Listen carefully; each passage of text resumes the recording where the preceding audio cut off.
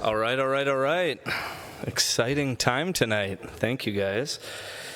Welcome, everybody, to the Wednesday, May 8th, 2024 City of Edina Planning Commission meeting. I say it every time, but on behalf of the Planning Commission, we're grateful you are here in person, and for those tuning in remotely, your curiosity, your participation, and your feedback is instrumental to this process as we navigate change here together in Edina, specifically regarding the way in which we would like to use our land. So the Planning Commission here, we're 9 residents of Edina. We're a quasi-judicial body. In the time you don't see us, we work to make the zoning laws a little better, more favorable for residents in our future here. And the times you do see us, we make decisions applying the law.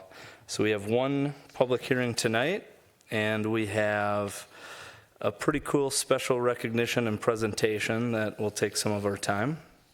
Other than that, we will jump right into calling this meeting to order. And then roll call. Commissioner Alkire. Here. Commissioner Padilla. Here. Commissioner Schultz. Here. Commissioner Day. Here. Commissioner Bornstein. Here. Commissioner Felt. Here. Commissioner Hahnemann. Here. Chair Bennett. Here. Next, we have the approval of tonight's meeting agenda. I'd welcome a motion if there aren't any proposed changes to it. Move to approve the agenda. Second. All those in favor say aye. Aye. So moved. Next, we have the approval of the prior meeting minutes. The work session minutes will be prepared for next meeting. Just FYI, if there's a motion to approve those, I'd welcome it. Motion to approve the meeting minutes. All those in Second. all those in favor say aye. Aye. So moved. All right, next we have some special recognitions and presentations. I saw this floating around online before I checked my packet for this week, so it's nice to see the words traveling around town, and hopefully people had a chance to see this too. Welcome the University of Minnesota Resilient Communities Project Study Report team. I know Addison, you'll kind of lead it and introduce everyone, but take it away. All right, good evening, Chair and Commissioners. Our sustainability specialist, Matthew Gabb, couldn't be here this evening, so asked me to give a brief introduction for this project and intro to the student team. So next year, the Sustainability Division will be doing an evaluation of the Climate Action Plan to analyze whether we are on track to meet our greenhouse gas reduction goal of 45% by the year 2030. To set this evaluation up for success and in building on the city's history of providing learning and academic opportunities for students, former Sustainability Manager Grace Hancock and current Sustainability Specialist Matthew Gabb successfully applied for a University of Minnesota Resilient Communities project team to complete a study to evaluate if Edina's transportation emission reduction targets and strategies are achievable. The intention of this study is to explore options and understand what might be achievable within the current and future scenarios.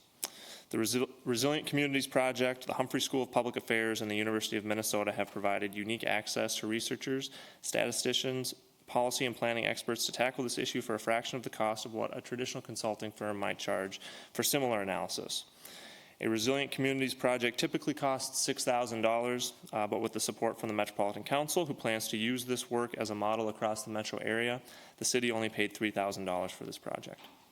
So with that, I'm excited for you all to hear about the incredible work that the students have done and introduce you to the student team, Holly, Kenton, Johnny, Greg, Jem, and Yuping. Thank you. Great. Thank you, guys. Welcome. I know might not be in this kind of situation before, but want to make sure you guys are relaxed and feeling good and having fun. Maybe if you could just, give us a quick intro of each of yourselves, like where you're in school, what your major is, and something a little about you, where you're from. Yeah, I can start. My name is Holly Leaf. I, like most of us, am a student of Masters of Urban and Regional Planning. I'm specializing in urban design and land use. I'm a lifelong resident of the Twin Cities. I grew up in St. Louis Park, so just next door. Awesome.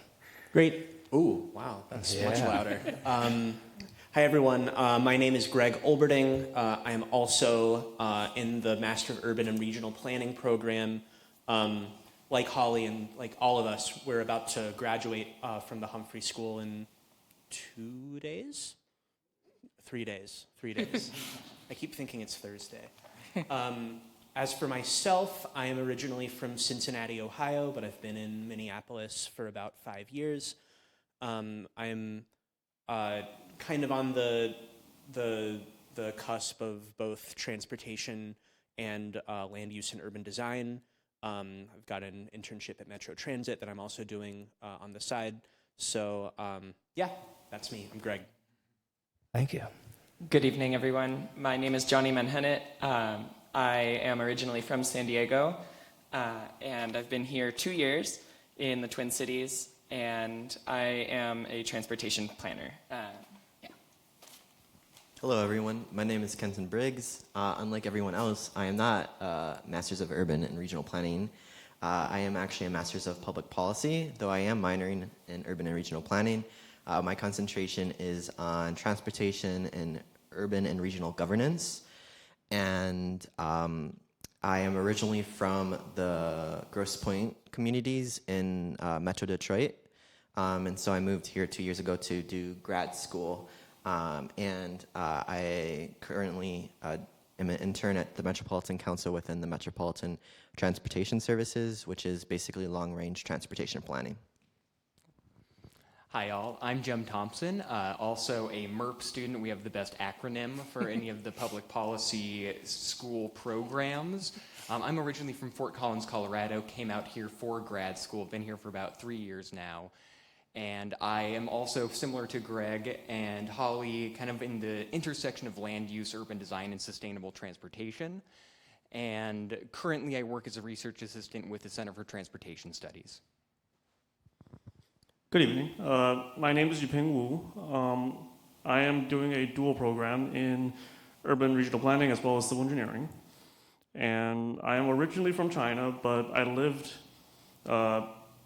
actually in Edina for 7 years. I'm an Edina alumni. And and right now I am working towards being an engineer. Well, welcome everybody. Thank you. Really cool backgrounds and really excited to see what you guys have done. Take it away. Thank you.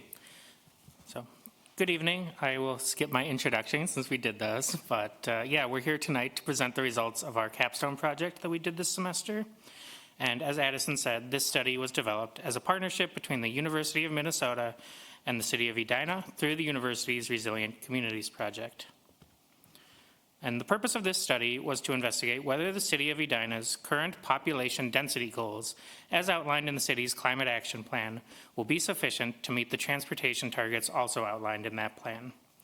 We were concerned with the first 3 goals in the transportation and land use section of the Climate Action Plan. The first goal sets a target for a citywide reduction in vehicle miles traveled, or VMT, of 7% by 2030.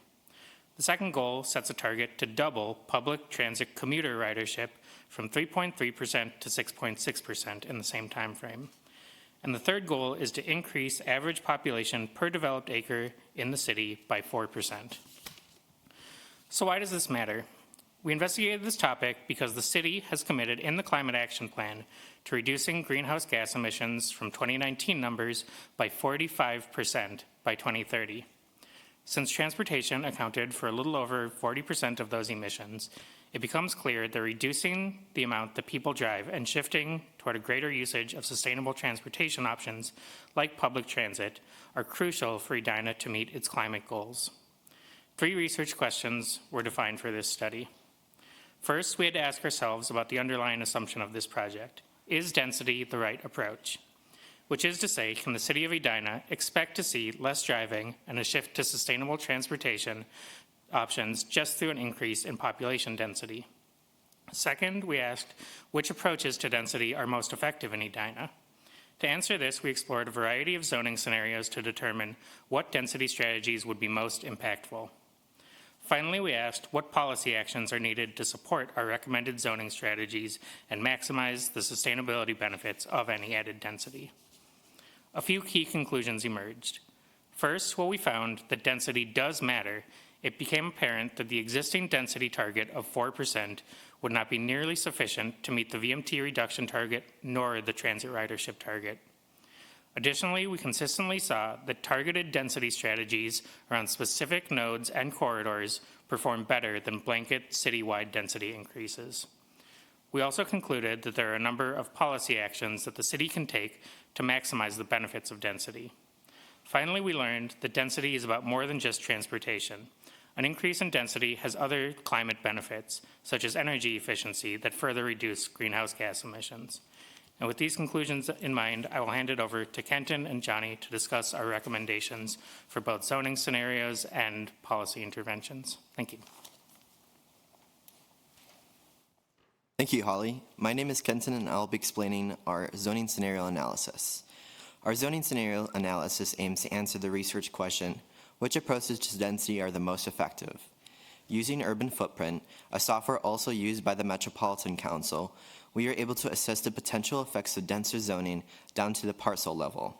Urban Footprint provided data on 4 key metrics for our analysis: population density and dwelling units per acre, vehicle miles traveled per capita, greenhouse gas emissions per capita, and public transit mode share. We explored both citywide and targeted density strategies, measuring their impact on VMT, GHG emissions, and transit usage for every percentage increase in density, using an impact score formula that we developed.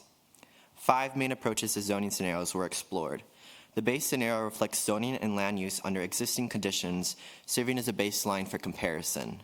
The citywide density scenarios involved increasing allowable density across all parcels in the city, but were found to be the least effective strategy. We also investigated 3 targeted approaches to increasing density, including in and near areas of change as outlined in Edina's 2040 Comprehensive Plan, around sustainable transportation, including public transit routes and pedestrian/bicycle facilities, and near essential destinations such as schools, employment hubs, healthcare facilities, and parks. Subsequently, using the impact score formula, we identified the most effective of these strategies and developed 3 recommended scenarios. The basic scenario represents the minimum needed to advance Edina's climate action plan goals. This targeted strategy allows for more intensive development within designated areas of change and along the upcoming Metro E-Line transit corridor. In this table, you can see the estimated changes in density, VMT, GHG emissions, and transit usage based on this scenario. However, it's worth noting that these numbers assume a full build-out to maximum allowable density, a process that will take decades, if not generations, and depends on decisions made by developers, property owners, Edina's Planning Commission, and Edina City Council. The enhanced scenario builds upon the basic scenario by incorporating 2 additional zoning strategies. First, it allows for increasing density not only within the areas of change, but also in the areas surrounding them within 500 feet. Secondly, introduces a second transit corridor, envisioned as a reimagined Metro Transit Route 46, spanning east to west along 50th Street, Vernon Avenue, and Lincoln Drive, connecting Edina to the future Opus Green Line station in Minnetonka. Notably, this scenario is the first to meet the state of Minnesota's goal of reducing VMT per capita by 20% by 2050. The preferred scenario is our final and most recommended scenario. It builds upon the enhanced scenario by increasing density along the regional bicycle transportation network and targeting development around major healthcare facilities, which serve as significant employers and destinations in Edina. This scenario achieved the most significant reductions in VMT per capita and GHG per capita, making it the most effective approach for achieving Edina's Climate Action Plan goals. It's worth noting that even with this comprehensive scenario, we do not propose any changes to zoning destinations for well over half of the city or the majority of the residential parcels. Now I'll pass the floor to Johnny to delve into some of our policy recommendations aimed at helping Edina to achieve its Climate Action Plan goals. Thank you, Kenton. We've developed a series of recommendations for the city to consider as it engages in future planning efforts. These are broken down into amendments to the Climate Action Plan itself, as well as policy recommendations concerned with land use, built form, and transportation. Our full report outlines 18 total policy recommendations, so in the interest of time, I will only be mentioning 1 or 2 from each of these categories. First, the Climate Action Plan itself. Our fundamental recommendation here is that the city bring its density and population goals into alignment. Both Edina's comprehensive plan and other regional plans project approximately 15% population growth from current levels, achieving a population of 60,000 by 2030. Yet the Climate Action Plan projects a residential density increase of just 4%, a goal that is incompatible both with these other planning efforts and with the results of our analysis. We recommend increasing this density target to align with the city's transportation goals. We also recommend that Edina consider setting and addressing a goal for active transportation modes, such as walking and biking, since there is currently no such goal in the CAP. Next, we make several recommendations for Edina's land use policy. It's well established that carbon emissions are inextricably tied to land use, and through reforming the way in which land can be developed, Edina can meaningfully make progress on its climate goals. One recommendation that we believe Edina should consider is to designate density minimums in the city's highest priority development nodes and corridors, which have the highest access to transit service. These density floors would complement existing density ceilings, helping to ensure that the areas that Edina has already chosen to focus on developing can deliver their maximum benefit toward the city's climate and transportation goals. This is also aligned with our finding that the most effective strategies to achieve lower VMT and greater transit ridership involve targeted density increases around key nodes and corridors. Next, we have our built form recommendations. There are many restrictions on built form that currently hold back Edina's ability to reach its climate goals. We recommend changes to these guidelines that enhance flexibility for new developments, bringing about a greater variety of housing options in the community. One specific recommendation is that new multi-unit construction should only be required to abide by existing regulations on impervious surface coverage, rather than the more restrictive requirements on building coverage. Impervious surfaces are those that are built upon and do not allow water to percolate into the soil. This change would allow for more development capacity and flexibility, while ensuring there is no loss to green space or adverse effects on stormwater runoff. Finally, we have our transportation policy recommendations. Edina's climate goals are not achievable with land use and built form changes alone. Updates to city transportation policy are necessary as well. To that end, one of our recommendations is that Edina update its travel demand management policy with data-driven, points-based standards. Clear standards starting at the beginning of the development process would ensure a greater chance at meaningful mode shift and reduce the need for subjectivity and staff approval. These are just a handful of the policy recommendations that can be found in our full report, each of which is aligned with specific transportation and land use goals in the Climate Action Plan. At this time, we want to thank each of you for your attention, and our entire team is available to answer any questions you may have. Awesome. Thank you, guys. It's incredible and incredibly parallel to a lot of the conversations we've been having for years, notably recently, and some of the things we're trying to put in place to achieve pieces of this. But I'll turn it over to fellow commissioners who may have questions, comments, words of encouragement. Yeah. Can you help me understand the built form recommendation with the existing impervious surface? My brain is just not wrapping around it yet. No problem at all. On most parcels in the city, they're limited to only to an impervious surface coverage of 50% of the total lot. That means that both the building as well as other impervious surfaces like driveways or walkways all count toward that 50%. However, only 30% of the total lot can be building coverage. So up to 50% total can be impervious, but only 30% can be the building itself.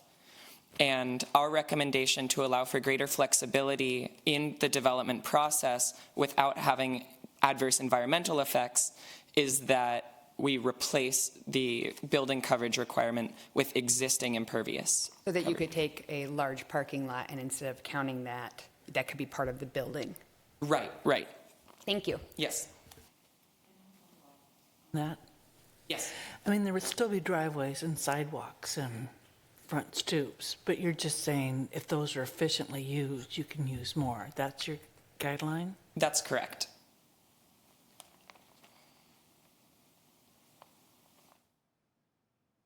Commissioner Padilla.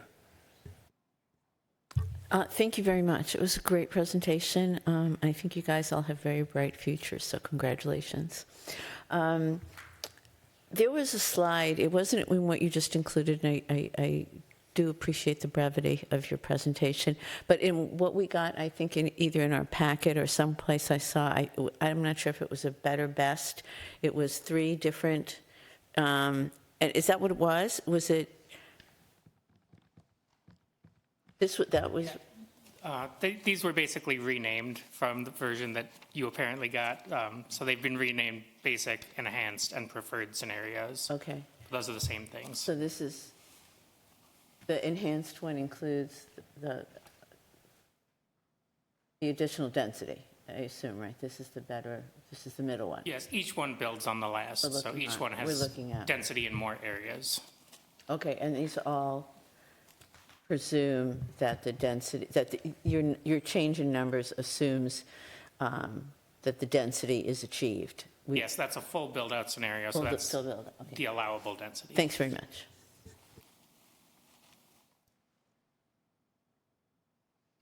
Yeah, thank you for a great presentation and great research.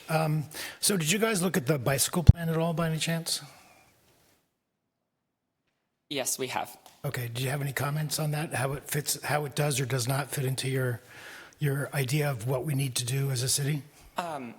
We have built a consideration for active transportation mode shift into our recommendation for the climate action plan amendments. And as part of that, our preferred scenario does include rezoning for at least duplexes within 500 feet of facilities that are considered part of the regional bicycle transportation network. Okay. Yes. Great, thank you. So, well, one thing I was trying to refer to is that our bicycle plan Twin loops. Yes. Yes. And so is that something you think is useful as a transportation network, or? Yes, we do. You do? Okay. I guess I find that surprising. Anything that we're doing to enhance the comfort and ease of travel of Edina's bicycle users achieves mode shift goals. To speak to transportation demand. One of the components that's not included in our presentation, but that is in the full report, which I believe we'll be able to get to y'all once that is approved by the higher up, that are above our pay grade. We developed a transportation decision-making framework, which was essentially to help us guide our policy recommendations, looking at the individual level, how do people choose different modes of transportation, and what interventions could be either through policy or built form interventions could maybe help to encourage the use of sustainable modes. And without getting into all of the details of that, the number one element in that decision-making framework was, can you use a particular mode to get from point A to point B in a reasonable amount of time? So any improvements that can be made to make a trip by bicycle more viable, just generally speaking, we see as kind of ground zero for instituting larger scale mode shift. So I think I speak for all of us when we say more bike lanes, the better, in terms of getting people out of cars, or at least giving them the option to safely get out of cars and travel in a more sustainable mode. Okay, thanks. No, I just would have thought that something that more grid-based, as opposed to 2 concentric circles, where it's like if you want to get to somewhere in the center, there's no really easy way to do it, and then it's so inwardly focused. It doesn't, everything east of us and north of us is denser than we are, and so I live in Morningside, the northeast corner of the city, and it would be really easy to bike to St. Louis Park and shop there and grocery shop and whatever. Same thing with the co-op in Minneapolis. And, we have this 2 concentric circle thing, which seemed a little out of place. Yeah, just to speak exactly to that, that's the reason that we chose to focus any bicycle targeted density along the regional network rather than on the twin loops. We still support all bicycle network improvements, but that's the reason that this was chosen rather than the loop. Okay.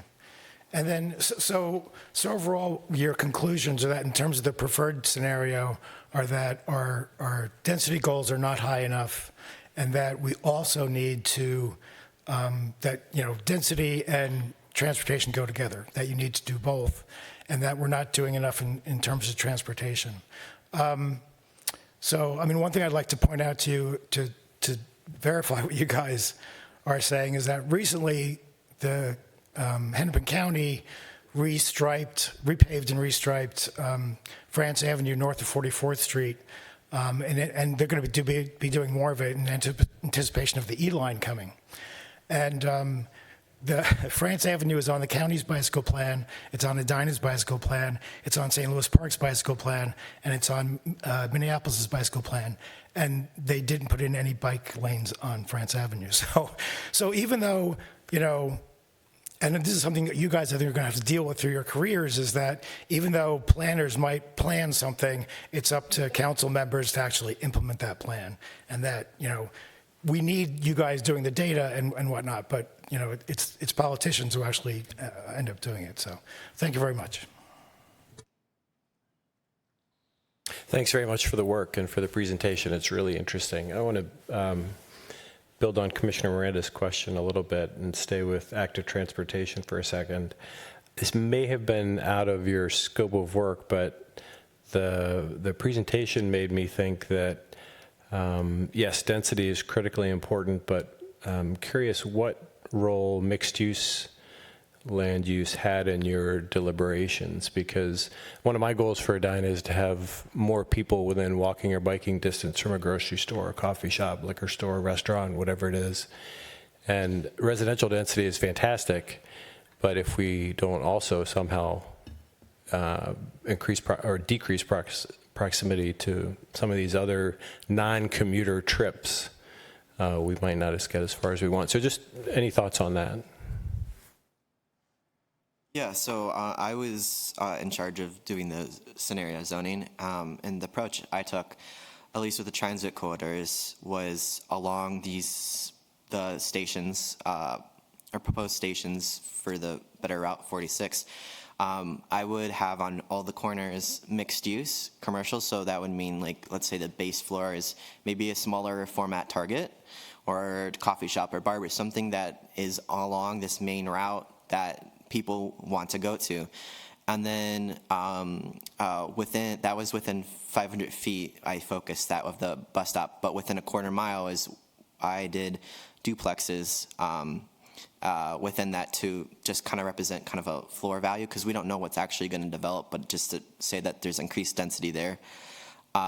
So yeah, mixed use is a big component, and it was also one of the things that I saw was lacking in availability in Edina. I personally live near Loring Park in Minneapolis, and I walk 2 blocks to Target. And because of its access to all these transit routes and having coffee shops and Target and all these other places, I can get all my needs done just by walking without having a car. So I was actually able to get rid of my car. So I think your point about making sure that mixed use is a part of the equation, especially at how I view it, these stops. So let's say you're down Vernon a bit and the small format Target's a bit up, then you can hop on a fast frequent bus without having to wait and go up Vernon, get to where you need to go because it's right at the stop. So that's kind of how we approach that situation. That's great. Thank you very much.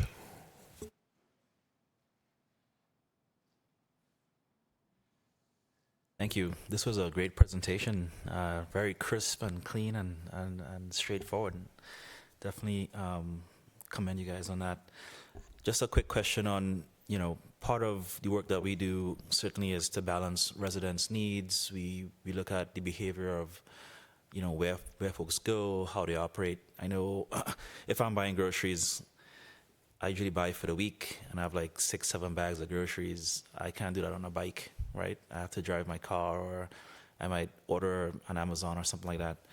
I guess where I'm going with this is, you know, have you done like any observations, just looking at movement of people through spaces, maybe even interviewing residents, asking questions of what's your perception of public transportation? What would you like to see change? What would get you to use transit more than what you're doing today? Any kind of research like that, more with the residents of what their feedback was? Unfortunately, that was out of the scope of our work. We really focused on more of the statistical and quantitative analysis, as well as some of the qualitative methods, like Jem mentioned, with the decision-making framework. But actually, like getting out and interviewing residents was not within the scope of work, unfortunately. Okay, thank you. That said, it is important. Yeah.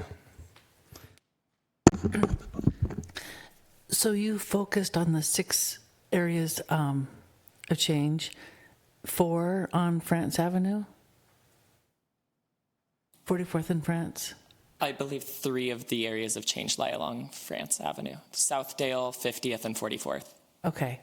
And your number again for the amount of density increase that was needed, not the 4% per our cap plan, but you said 15,000? The 15,000 number is, I believe, what was in the comprehensive plan, as well as Met Council's estimates for 2030. 15%. A 15% 15%. population Oh, increase 15, was projected. 15%. Yeah. And we have 53,000, so that's 60,000. So another 7,000. I mean, it makes sense to locate those 7,000 people along the corridors in these areas of change. It'll certainly help those nodes with additional traffic. So in our cap plan, the 4% and the 15%, the 4% density doesn't correlate to the 15% increase at all. That's correct. Okay. If I may say, Commissioner, if we think about like this, Edina's mostly developed. So if we have a 15% increase in population, yet only zoning for a 4% increase in density, it's incompatible in terms of like where would we put these people? We don't have undevelopable land really in Edina. So that's kind of the disconnection that we identified. Okay. So kind of replacing some of that existing with different. Correct. Okay. Thank you. Yeah, I appreciate the research and your presentation. I appreciate it. Thanks. Hi. Thank you for being here tonight. So this is actually my second time hearing this presentation since I was at the city council meeting last night. So it gave me some time to think. And one thing I echo what Councilman Pierce had said. I wish I had the report in hand before you guys came and presented, so I could have dove into it a little bit. And so I'm sure some of these questions can be answered if I would have the report, but I'll ask a few. So really around the entirety of the report and a lot of, you made a lot of recommendations here. I'm curious about the assumptions that you made in this report, and if you present them in the report, what assumptions you make, and then alternatives, right? So if your assumptions don't come true, did you model different scenarios there? So let's say population growth, right? So Edina, you assume that Edina is going to grow by a certain percent over the next 30, 40, 50 years. If it doesn't, how does that impact your model? Adoption of electric vehicles, greater building standards, et cetera. I wonder about that a little bit. So let's start there on that question. Yeah, so one of the limitations of our methodology was that these are assuming a full build out. So that really was not something that was within the scope of what we were able to do over the course of this project. That is something that is important to keep looking at, and I think that's why it's commendable that the Climate Action Plan is considered a living document and does have this official amendment process. So I think that's something that definitely needs to be considered over time to see how Edina is doing and seeing what happens on the ground in addition to making, allowable density changes, what is actually happening as a result of those. Okay, I wasn't sure if anybody was going to jump an add on or not. We had said let's try to let one person answer each question, but I want to point out, so our recommendations that we come to in this report are the result of several different methodologies kind of spliced together, because there really isn't any one way to figure out if X intervention is going to have Y effect. I mean, in planning, we talk about wicked problems, once you think you've figured out the answer to one question, introduces a million other questions and so on.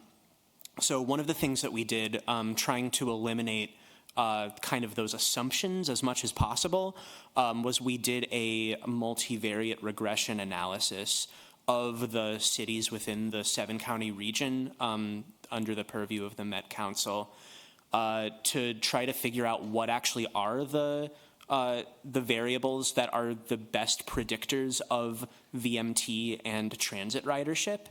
And so that's less about looking toward the future and saying, it's less about the causative, like if Edina were to do this, then that would happen, but more about what are those relationships like today and how might that inform Edina's policy. So you mentioned electric vehicles. I mean, greenhouse gas emissions are one thing, but vehicle miles traveled are the same, regardless of if the vehicle is powered by gas or by electricity, and there's environmental effects to those vehicles either way. I'm not saying that they're the same or that EVs aren't better, but because they are. But our scope was looking at VMT and transit ridership specifically in relation to density. So some of those things, I would echo what Holly said about being a little bit out of scope. Okay. Another thing I wanted to bring up, because I thought it was an interesting point of discussion that Councilmember Agnew brought up, was around transit ridership and increasing, how do we increase transit ridership, right? And, assuming you kind of look at this and say, well, we're going to build density around transit routes, and if we build it, they will come, but not always the case, right? So what other, means and methods? I know there was a mention in here about bus passes, and I'm sorry, I forget your name, but I remember you talking about it, so I'd like to hear your thoughts on and explaining to us about methodologies to increase, really transit use if we build density around transit. Have Jem take that first. Sure.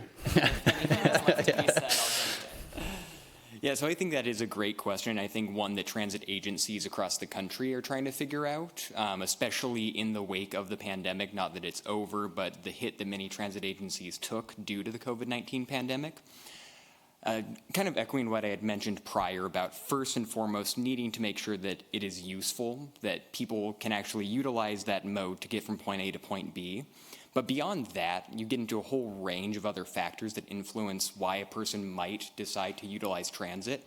If you're taking the normative economic approach, one of the big ones is just cost. How can you make the cost of transit, both in terms of monetary cost and time cost, competitive with essentially the alternative being driving alone, since that accounts for over 70% of trips in Edina? So I think bringing down the cost through things like employer-based and housing-based transportation demand management programs is a great step in that direction, making it so that that becomes less of a consideration, or it's even a bonus in the category of should I choose transit. If you can make cost, both, again, time being perhaps the more important cost when it comes to a transportation decision, if you can make that competitive with the car, I think that is almost a prerequisite for a lot of folks. And beyond that, I think in our transportation decision-making framework, we also get into the very murky realm of biases, of people's perceptions of certain modes of transportation. That was a bit outside of our scope, kind of diving into those. But there are a lot of soft interventions in terms of information campaigns. I know that Denver did a free month of transit, and they saw their transit ridership achieve greater than pre-COVID numbers during that time.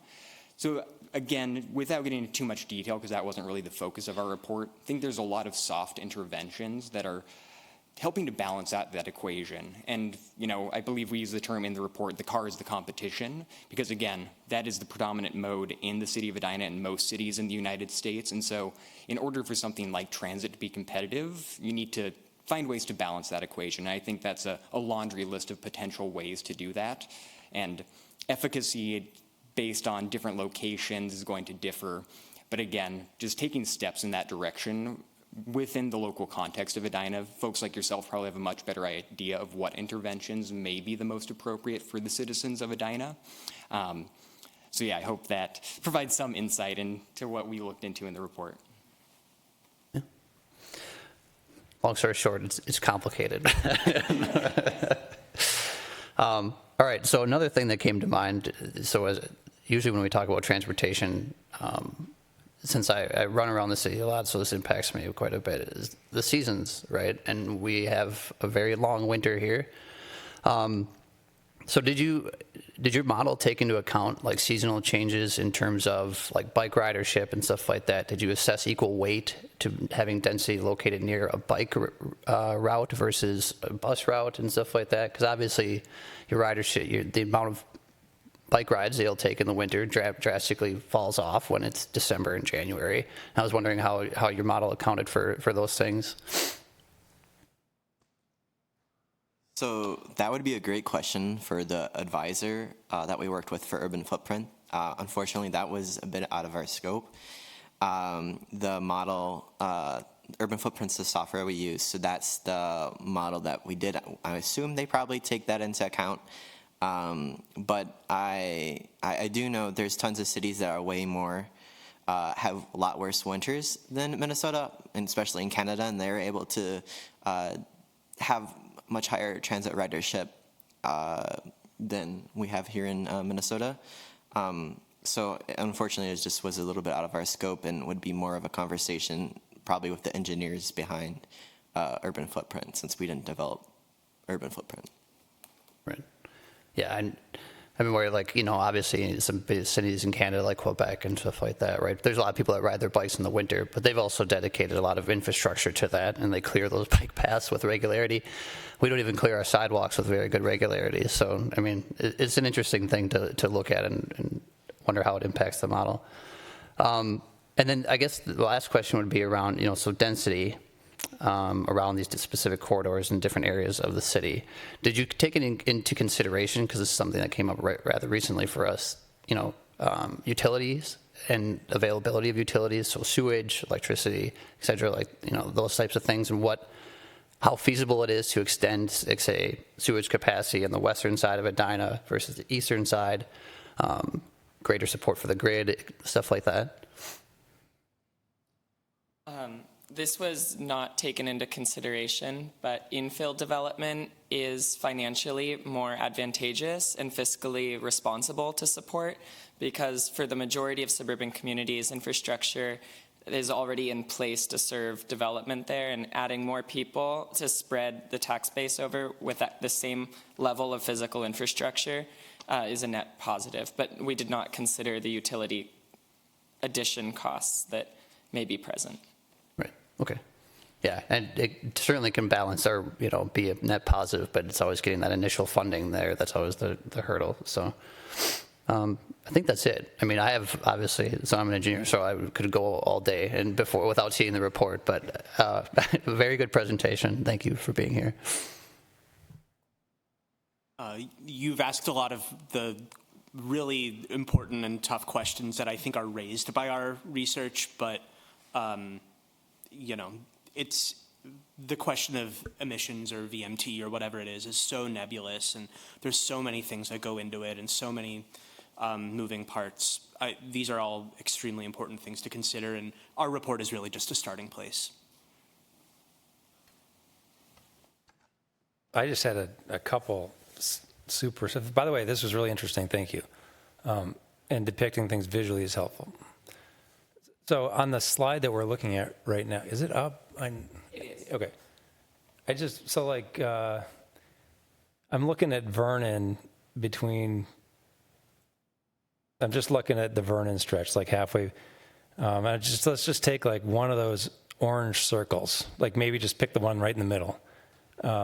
Is the idea that like within that bubble, we'd want density to go up 45%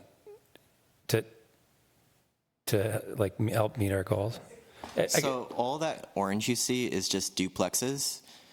So it's not necessarily big giant apartment buildings. And for example, if you had some suburban townhomes which have a higher density than duplexes, then a lot of these lots could just be left single family.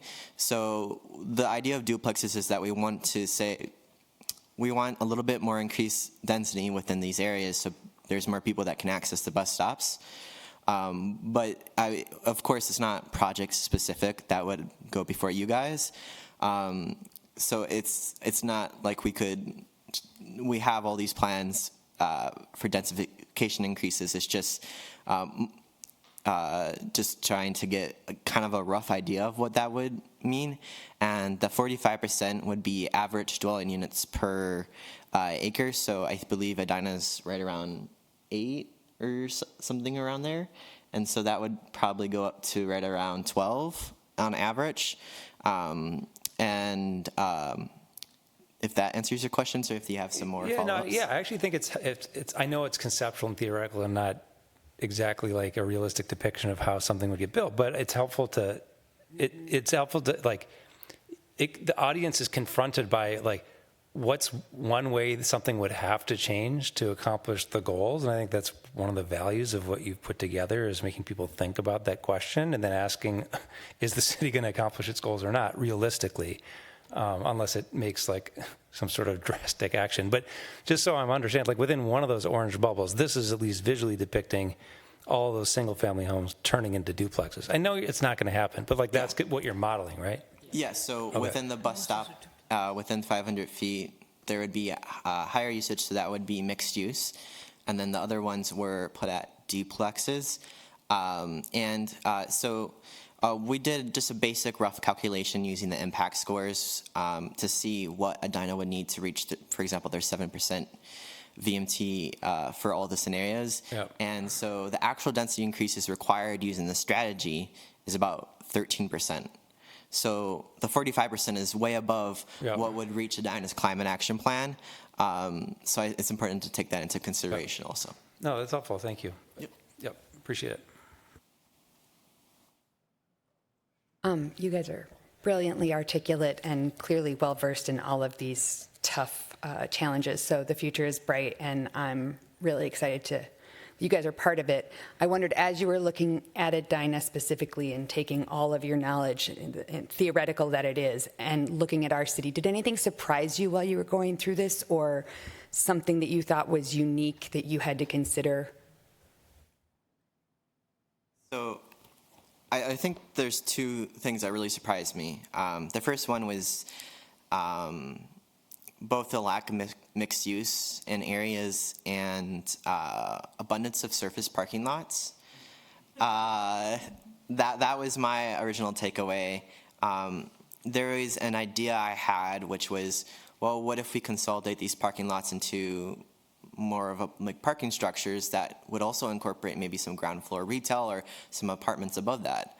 And then the second thing that really stood out to me was the amount of green space and water areas, or just, so the thing I had to go through creating the base scenario is I had to look at every single parcel and make sure it was zoned correctly.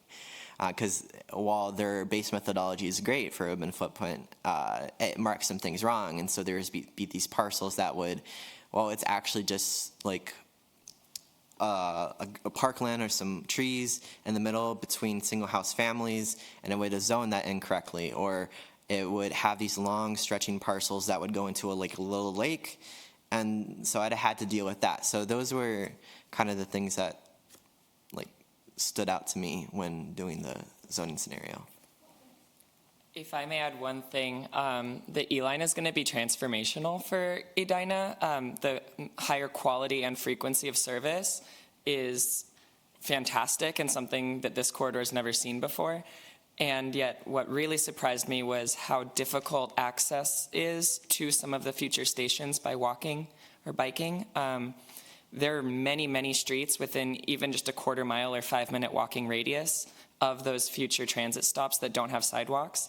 And I'd highly recommend that the next update to the pedestrian and bicycle master plan include a way for everyone within at least a 5, if not 10-minute walk of an E-line station have sidewalk access.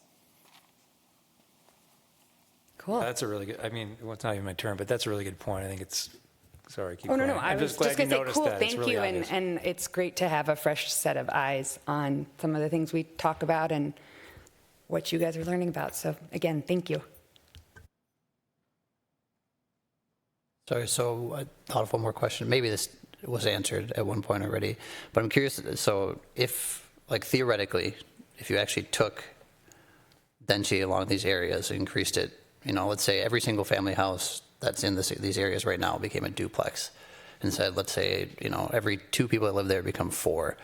If you actually calculate that out to see how that projects compared to like the population growth of Edina, so like if you have this mapped out and say, what does this population actually look like at the end of the day if these are all duplexes that are 100% occupied versus what the growth rate is? I'm just curious how that aligns or if that was looked at. Yeah, so we did, Urban Footprint does calculate base population, and we use that base population with our per capita.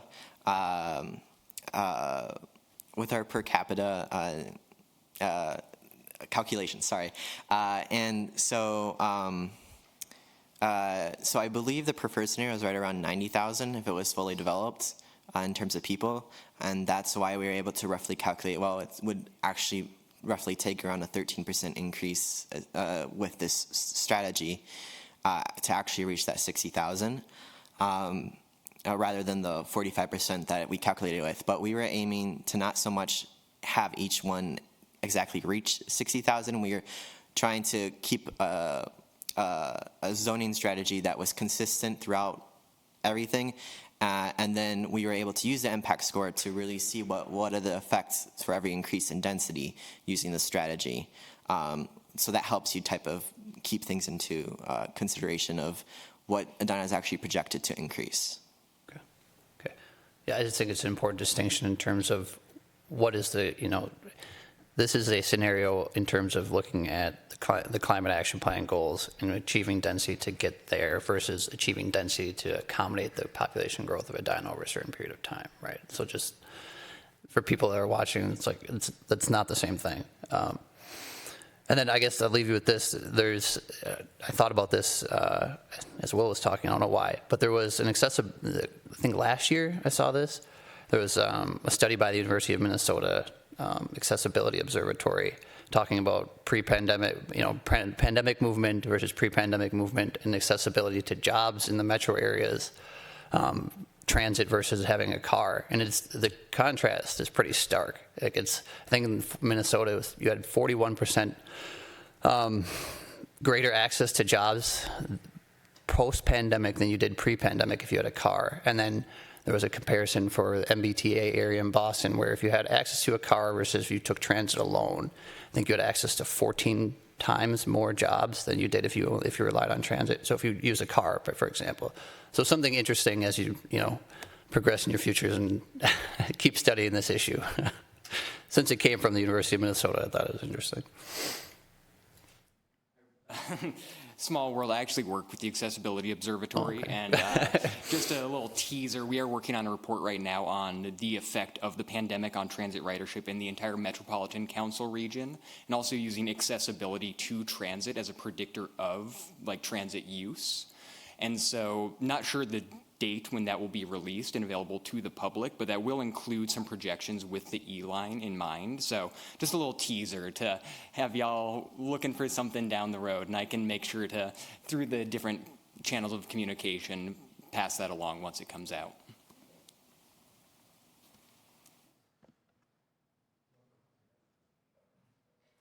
Yeah, thank you again. I know part of your recommendation, you mentioned that specific density is pretty much good, but not blanket-wide density.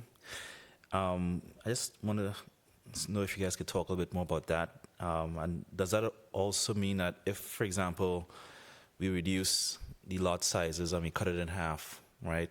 And we have now a smaller minimum lot size where you could have now 2 homes on the same parcel land and 1, if that wouldn't, have an impact on ridership, density, etc. Just talk a little bit more about that specific recommendation that blanket-wide density is not so much of a good idea. Yeah, so we did a number of zoning scenarios in addition to these that we found as our recommendations. So for our 3 recommended scenarios, we saw to hit that 7% VMT reduction per capita, as was said earlier, around 13% density would be needed. And then through both our blanket citywide zoning scenarios, as well as Greg mentioned our regression analysis, we were seeing more like 18 to 19% density would be required to reach that. So that's where we found that targeted density did perform a lot better at meeting those climate action plan goals. Having said that, more density is better. Blanket citywide density isn't a bad thing. We were just looking at which was more impactful per unit of density. So that's where our policy recommendations do include some amount of policies that would get at blanket citywide density, even if it wasn't through zoning per se. It was through things like reducing the minimum lot size to allow those split lots. So it's more of a yes and, but if you had to do one, targeted density performs better. Does that answer your question? Yeah, and once we get the final report, I think great questions on the assumptions that kind of went into it. So it's just good to know that yes, but you guys just decided that this would be more impactful per unit than if you had like a blanket wide density increase. Exactly. If I could just add one little caveat, we did see that when just doing blanket citywide zoning without any of this targeting, we did see that it actually had an adverse effect on transit ridership. And I think the reasons for that are kind of intuitive when you think about it. If the density is propping up in the middle of these single-family neighborhoods with no access to transit, where your nearest bus stop is, a 30-minute walk away or more, then you're not going to shift to that mode. It'll actually be, the average person will be further from transit under that scenario than they are currently in Edina. So that's just the one caveat I wanted to mention there. More density is better for VMT and greenhouse gas unequivocally, though.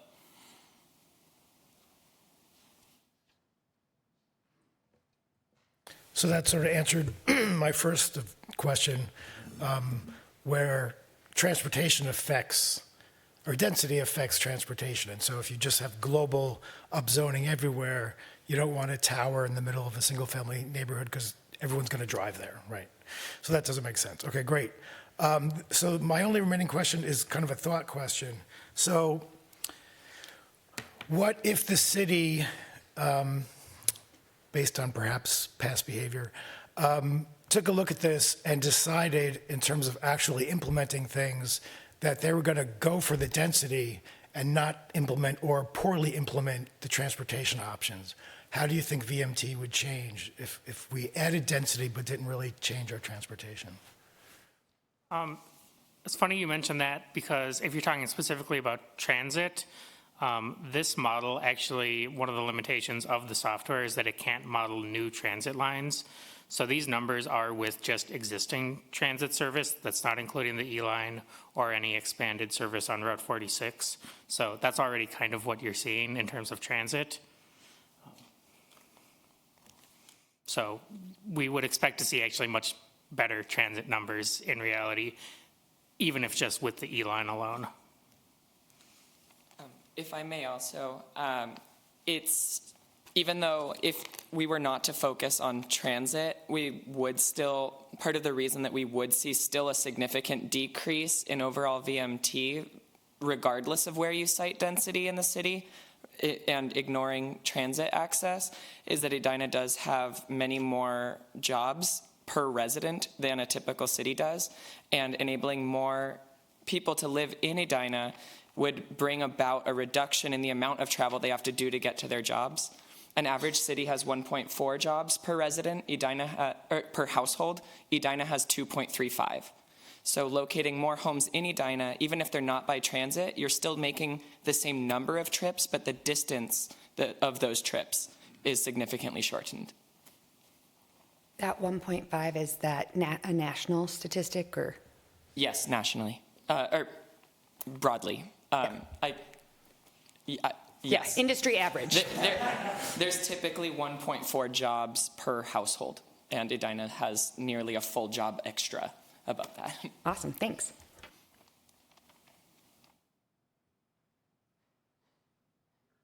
Kind of back on the parking lot reducing parking lots and kind of increasing that ground floor. If we increase our like parking infrastructure, would that lead to an increase of VMT when we're trying to reduce it, or would it end up decreasing it because we have that ground floor? Yeah, that's a very good question. I would say if all you were doing was increasing parking, then yes, it would probably induce more VMT, adding ground floor retail, but also I think Kenton had mentioned more structured parking, so the parking itself would be denser in a sense, makes it so you can develop more of those surface parking lots into more walkable, bikeable, transitable uses rather than surface parking. So even if you are technically adding new parking, if you're at the same time getting rid of surface parking, which is much more necessitates driving to each of those locations, you would see a reduction in VMT, would be expected. Awesome, thank you. All right, well, I got some comments and questions, but I think we could have you guys show up here every month and just get us excited about all this stuff. This is absolutely incredible. I saw this earlier, very intrigued, looked through it. Wasn't expecting to be wowed by the presentation and the caliber of thought and, you know, care that went into this. You know, a lot of times we see a pretty picture or whatever, but this was well studied, well researched, and very impressive presentation. So it's all about the stuff we love, so it's very exciting. A couple comments and some questions.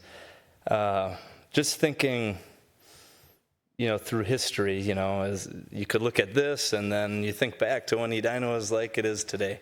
I'm sure you guys are familiar with, and I'm surprised Commissioner Miranda didn't mention it, but like the Twin City streetcar system that once was. And I remember the first time I saw the map of that, and you're like, oh my goodness, if we still had that, how incredible this place would be. And ironically, you know, where you're showing a lot of density is kind of right where those corridors were and still are. And so as we look back to history to just kind of inform, you know, a wiser future, it's interesting to think of how cities developed much more around mass transit than they did around the individual driver in an automobile, and that's what's become suburban USA. And we all realize the benefit of getting away from that. So to me, what I find unique about Edina, and you kind of see it there, is like we have this blend of like, you know, remnants of Minneapolis and the streetcar along France, and some of these more dense corridors that streamed away from that.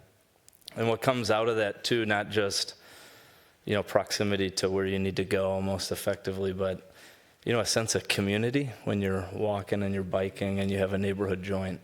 I think that's what Edina certainly has the opportunity to invest more in compared to a suburb farther out where you really don't have any of these remnants of something that was a little more effective. So I found it interesting compared to things we've seen before that you guys really double down on, you know, what already is established instead of trying to create something totally new. And I think if you could digest the last 8 years I've spent up here doing this, like a lot of these areas of potential change, you know, we've seen bits and pieces of this wanting to happen. So I think seeing a picture and a map, you know, this is like a great roadmap for success. And I just commend you guys for doing it. I mean, you could look at the preferred to enhanced to basic scenario as, you know, almost a time stamp of how this could unfold in different ways, potentially. I think that could be an interesting way to look at it. Beyond that, one of the questions I had is if, it was kind of touched on, but like if you had more resources or more scope to kind of invest in what you started, you know, where would you have put that, and what would you have wanted to dive more into?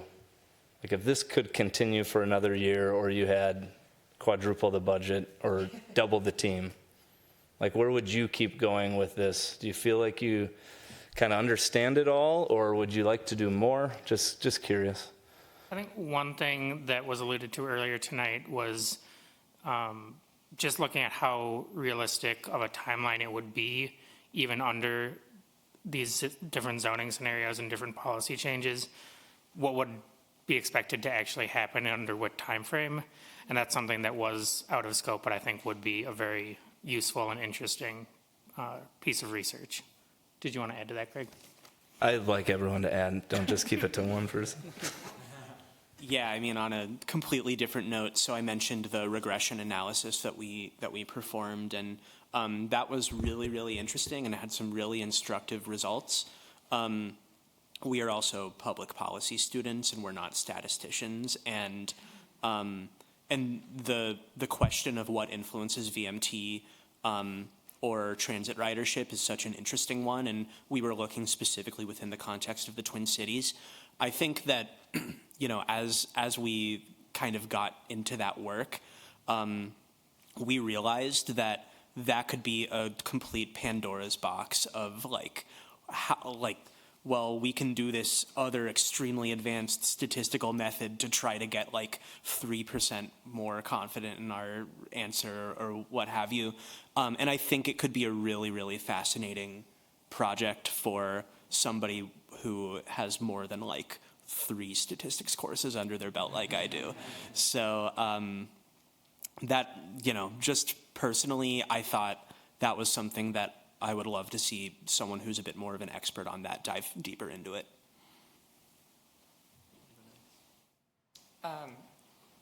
I think my answer echoes that which Holly shared. I think that what is most important to understand is that allowable density is different than built density, and you're seeing here allowable density that will never be 100% realized. And I think that if we were able to build into our work realistic assumptions about the amount of time it would take to see these realized, we would be able to tell you with more confidence, this is when your climate goals will be achieved by. And that we can't say. That would be my answer. So if we had more time, I probably would, the urban footprint they're currently working on, adding transit lines into the calculation, that's something they're currently working on. So I would have loved that option to be available to actually add it on. Because actually right now, Route 46 terminates, doesn't go through most of Vernon or touch Lincoln at all. It terminates in the Grandview neighborhood. And I mean, as a person who took that bus today, I would have been really interested to see like what restoring that service would have done to the transit numbers, and also modeling the E-line. That would have been really interesting to see. I would say for myself, also kind of reiterating some of the transportation decision-making framework that I discussed, I think digging into that even more so. We touched a little bit on topics as ranged as behavior change theory, behavioral economics, things like that. So we could come to you with an even broader list of interventions beyond just policy built form changes, but even down to just soft campaigns that maybe don't make it into a comprehensive plan or a zoning amendment, but things that could really maximize some of the other recommendations that we're discussing, because, think that, like I've mentioned multiple times, the first battle is making it so sustainable modes are feasible, but I think that's maybe half the battle. After that, you get into people's individual preferences, and I think there is a lot of great research into that. I've never seen it synthesized within transportation decision-making specifically, so I would have loved more time to really dig into the softer side of potential interventions that could assist in that kind of mode shift that we've discussed. So one of the things included in the project, and something we did include in our research, was comparing Edina's current policies with fellow peer cities, either in the metro area as well as in other metropolitan areas in the U.S.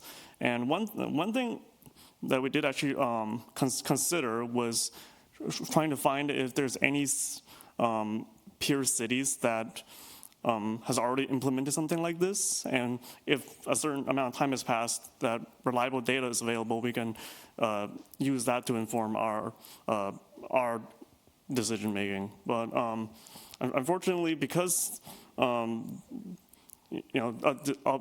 upzoning, like transit-oriented development, these are relatively new. Like a lot of cities have this written in comprehensive plans, but they're mostly more vague, and the number of specific goals are and plans are fairly low. And for things like this transportation, a long-term evaluation could take multiple decades to get a good look. So that was one thing that if we had longer, if there was more data on that could have been a good addition to our proposal. Thank you. Yeah, you guys kind of touched on a lot of things that I also had questions on, so that's awesome. Yeah, and I guess, the main takeaway from a couple of years is just, realistic with time and what could be achieved. And, we're familiar with these areas, and realistically, a lot of these areas will be very slow to accommodate any related change, even remotely near some of this. But again, it's good to have this roadmap. And I think if you just didn't know Edina and showed someone this map and said, hey, there's a city in Minnesota, and this is actually their current situation, I think people would be like, whoa, that looks like a pretty resilient city. And I think when we think of achieving the climate action plan and the goals set forth in that, not just is it important for the planet, and to achieve being a sustainable city, I truly believe you become a better community, right? I mean, all of these strategies bring people closer together in proximity, just to build community. It's more that European style, which feels like every place you go that has something like this, like if you're running around a city and you could actually run between all these safely, you'd feel like this is a pretty dang nice place, right? And it's really nice that you could paint a picture of that, so we have something to dream about, and maybe that's all it takes to really get going on some of this. So I want to really just thank you guys again. This is awesome work. Any other questions or comments? Thank you so much, and get home safe.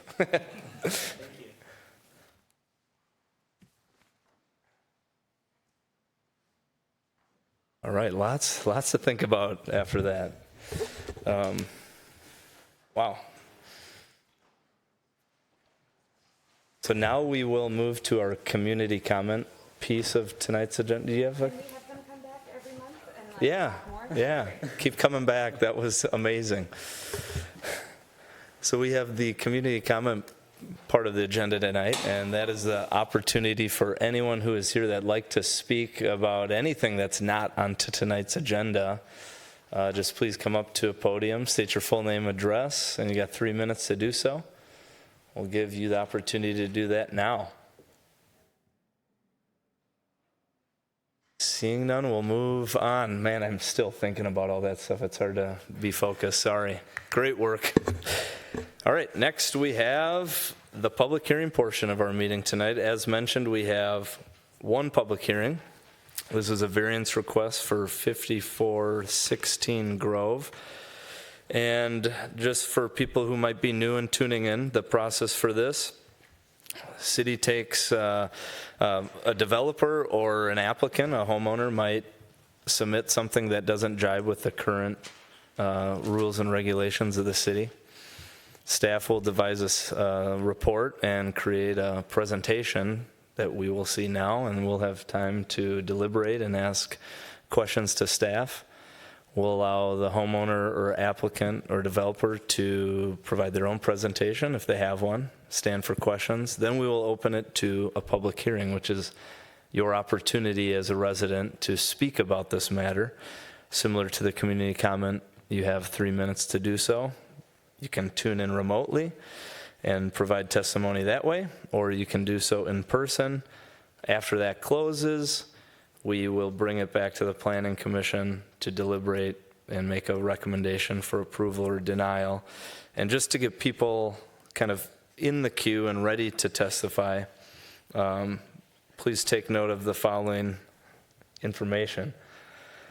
So call the number 312-535-8110 and enter access code 2634-593-3835. The password is 5454 to get into the virtual room. And then when you'd like to speak, press star 3. Without further ado, we'll give it to Planner Acker and take it away. Thank you. This is a 2.8-foot west and 0.3-foot east side yard setback variance request to reuse a non-conforming foundation for a tear-down rebuild of a new home. And it's located at 5416 Grove. And if you can see this little dot, that's the house. It's just south of Yancey Park. It's north of Grove Street, north of Garden Avenue. A little closer picture, aerial photograph of the house. It's a rambler with an attached two-car garage. It was built in 1984-85. These are the existing floor plans. There's basement, lower level, it's a walkout, and existing main floor has two-car garage. This is the house survey when it was proposed, when it was originally built back in the mid-'80s, and the proposal was to have a 5-foot setback for the garage and 11.9-foot setback on the east side for the living space of the house. Now that was conforming back in the mid-'80s. There was a 5-foot setback required for any attached garage, no matter the size of the lot or the lot width. And that was up until, I want to say 2012, 2013. Then it was changed that for the wider lots, like this lot, the minimum side yard setback, regardless of whether it was a garage or living space, would have to be 10 feet. So when this house was originally built, the proposed survey that was submitted for a building permit did indicate that it met the setback requirements at the time. So what they're planning on doing is tearing down the existing house to the existing foundation and then adding on to the foundation into the backyard and then rebuilding a new home on top. It'll be a 2-story home with a 3-car garage. There's a very small addition in the front here for this area to be developed into a 3-car garage, and then there's a small front entry porch in the front. All of the construction meets our current code with the exception of the existing side yard setbacks. They're non-conforming. When the house was built in the 1980s, I did show you the previous survey that was approved for a building permit. It must have shifted a bit to the east because the setback on the east side is 9.7 feet, which is less than the 10 that's currently required. And then on this side, where the garage is at 7.2, when it was originally built, it was proposed at 5 feet, which was conforming. So they need to get 2 variances in order to utilize the existing non-conforming foundation that they would like to rebuild on. Everything else does meet the ordinance requirements. So in 2013, it was determined that the building department needed to define what actually designates a demolition or a tear down, because we've had so many very large additions to homes that are literally almost torn down to the very, to the foundation. And how is that addressed in terms of which one is an addition, which one is a complete tear down rebuild? So back in 2013, demolition was defined, meaning the removal or destruction of more than 50% of the area of the exterior walls of a single or a 2-family dwelling unit. So that means that any home that has more than 50% of the exterior wall area removed, it's new construction, everything needs to meet code, has to meet all of the setbacks, building, coverage, heights, all of those things in the zoning ordinance as well as building codes. So this is the proposed new elevations of the home. It's a 2-story home. It's well within the overall maximum height requirements. This line here is demonstrating the overall opportunity for height, and it's much lower than that. The new basement floor plan showing you the existing basement that will remain, and then they will have this addition off the back. And then the main floor will be pushing out into the rear yard a little bit. They'll include a new deck, 3-car garage, and then a new second floor. Currently it's a rambler, so now it'll be a 2-story home. So here are the existing and proposed southwest elevations, so what's existing now and what they're proposing. And then also the north and east elevations of existing and proposed. So in terms of the compliance table, as I mentioned previously, it does meet all of the compliance standards in the zoning ordinance with the exception of those existing non-conforming setbacks on the east and west side. So on the west side, that's where the garage is. That could have been 5 feet back in the mid-'80s when it was originally built. That would have been conforming. They're at 7.2 feet, so they do not meet the 10-foot side street setback that is currently to code. It will be replacing the existing garage, so there won't be any living space above the garage. That will all be towards the east. So it's really a replacement of the garage area that existed there previously in terms of there won't be a second floor. And then on the east side, it's a 9.7-foot setback, which is slightly under the minimum 10-foot requirement. So this is a rendering in context of the proposed home at the same level, 2-story, as compared with what had been there previously as a 1-story home. And then this was supplied by, as part of the application, to give you an idea of the distances between the existing and proposed home. The setbacks aren't going to change, but the distances that exist there today in terms of spacing, all of that will remain the same. So staff did findings both for approval and denial. Staff has to look at this project as a vacant lot and that it would need to conform to our current code. Because it is a tear-down rebuild, it's been designated as that. It has to the new construction has to be brought up to code. But there are also extenuating circumstances in terms of trying to save that foundation and utilize the existing non-conforming setbacks that are there currently. So in terms of findings for approval for the 2.8-foot west and 0.3-foot east side yard setback variance, the practical difficulty is caused by the location of that existing non-conforming foundation. The request is reasonable as it was utilized.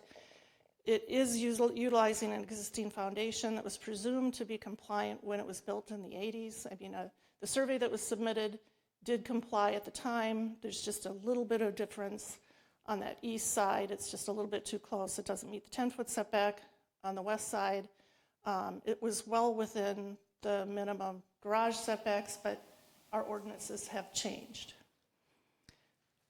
The proposal is reasonable in that retaining the Spancrete foundation is a practical and sustainable solution to constructing a new house on the site. The foundation is very stable and solid. It's precast Spancrete, and that's one of the reasons why the homeowner wanted to keep that. The threshold has been met to classify the project as a new home. However, reuse of that foundation is not an option without the benefit of a variance. The proposal will not alter the essential character of the neighborhood. There are similarly sized buildings with non-conforming side yard setbacks.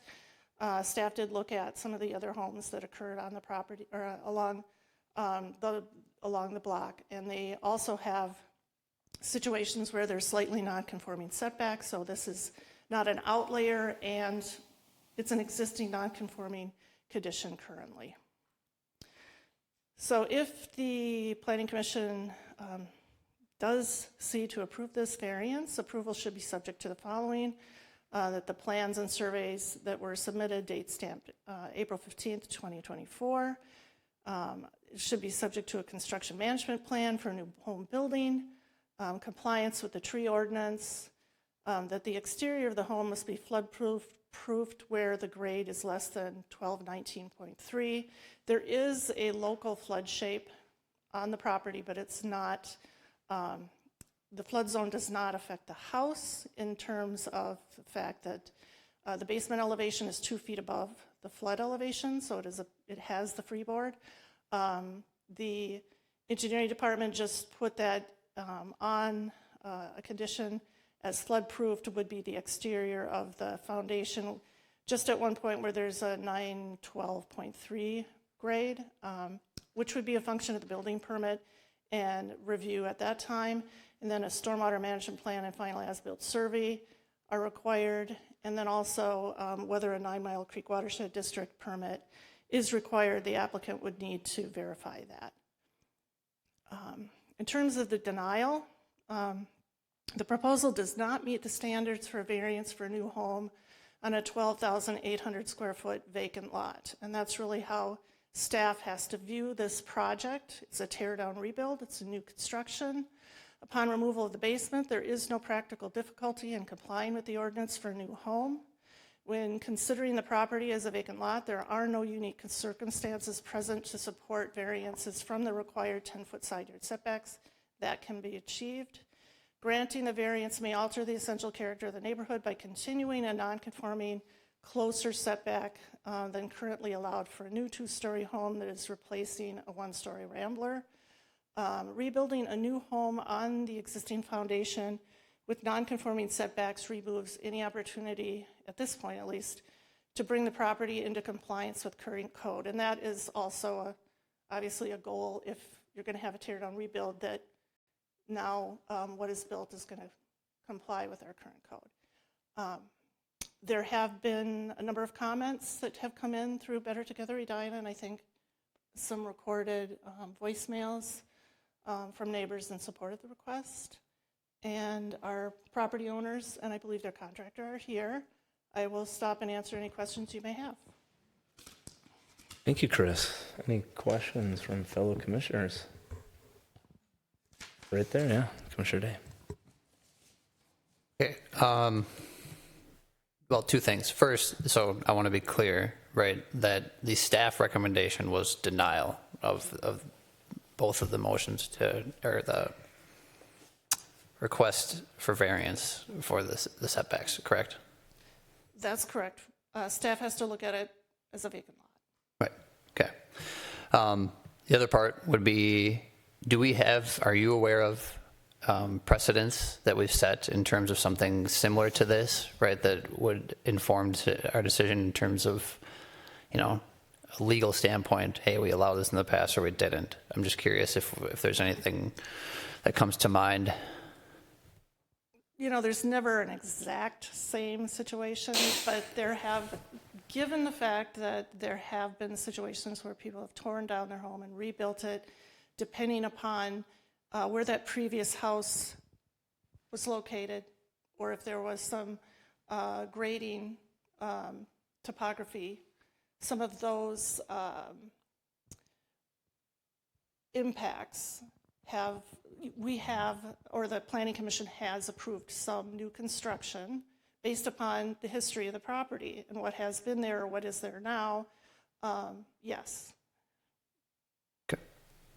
All right. That's it for right now. Commissioner Miranda. For a typical tear down in Edina, is the foundation usually saved or no? No. So this is a situation that's not typical. It's not typical in the sense that a lot of the homes that are torn down, their foundations are one of the things that you really want to see gone, or a property owner would, because they're just not they're not good. Spancrete foundation that was built in the 80s is pretty solid.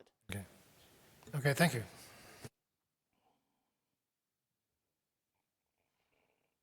Just a very quick one. Thank you for the presentation. One of the approval conditions is that the plans and survey, I think it was dated April, are in force. So hypothetically, if they get the top off the foundation and find that actually the foundation doesn't work or is not suitable for building a new house on top of, or it's damaged or who knows what, then we're back to square one, right? They would have to go through this process again if they wanted a variance, or could they build a new house with those dimensions?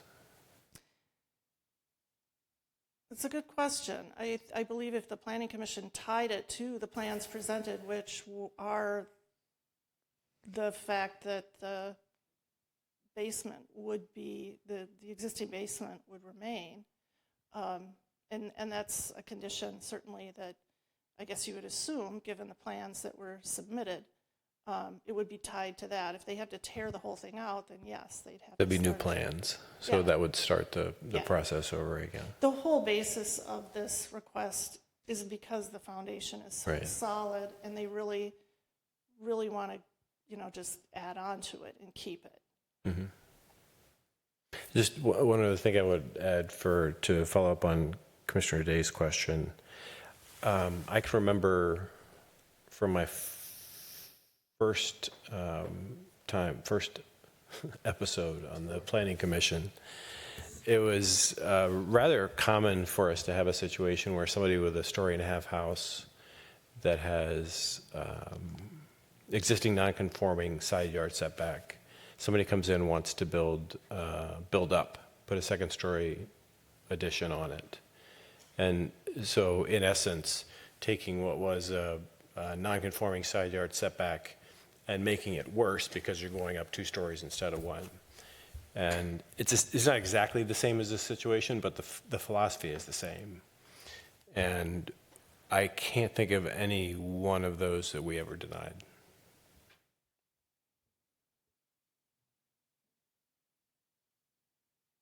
Commissioner Smith. Yeah, thank you again, Planner Aker. Just a question on the history of the 50% wall removal. I think you mentioned that was in 2015, roughly speaking, or so. Yes. Just if you could share just some of the thinking and the reasoning behind that, why that was put in place.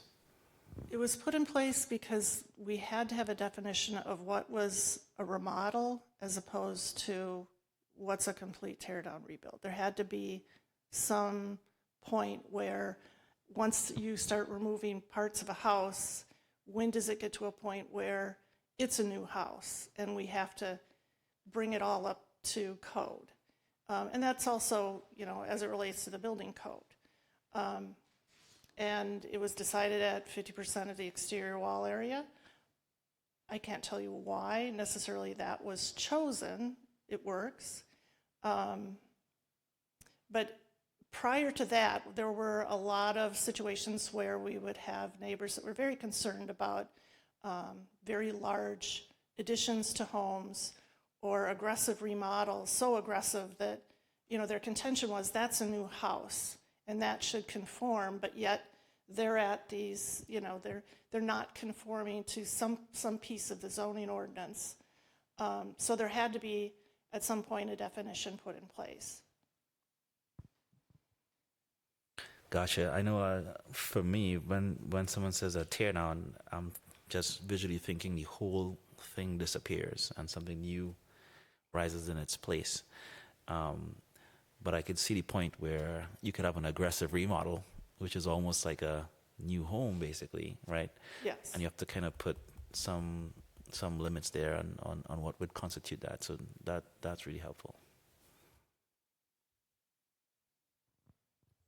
Questions over here? Real quick. So just thinking about this particular project, and you were talking about, the definition, sometimes it's ambiguous about whether it's a remodel or a new home. What do you think about this one? Do you think this is a new home? Everything will be new except for the foundation. Yeah, I know, but just like in plain English, are we? Yes. is this like in the ambiguous zone, or is it a new house? It's a new house. Okay. I can see the reasoning why they would like to keep the foundation. It's a very solid foundation. It's a sustainable solution. It's there. The setbacks aren't being reduced. But in terms of looking at, is it a tear down? Yes. Is it a complete demolition? Yes. And then we have to look at it, staff has to look at it in terms of, it's a vacant lot.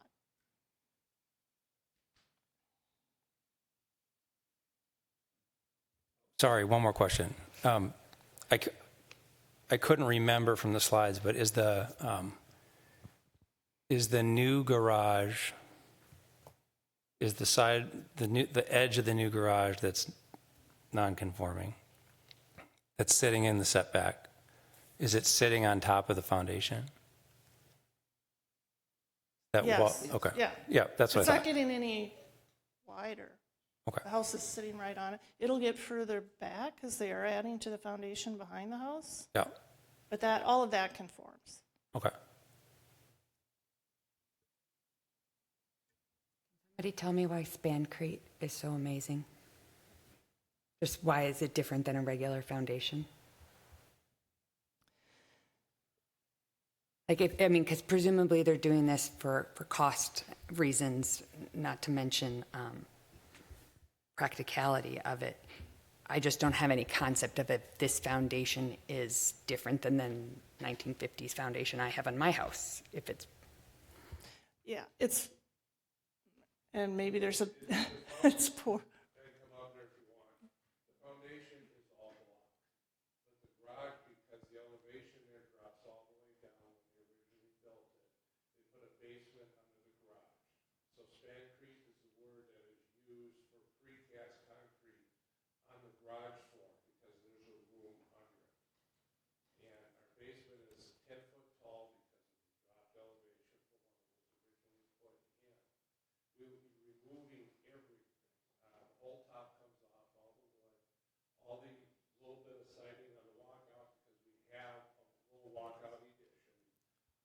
Inside wood in the basement that's there and the finish comes out.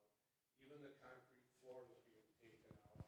So we can do it properly to code with the 4 inch, with the poly under the floor, with the 4 inches of rock for the drain tiles. We get all the proper drain tile working and the radon system working.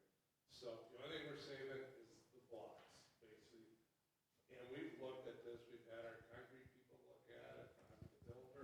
I looked at it.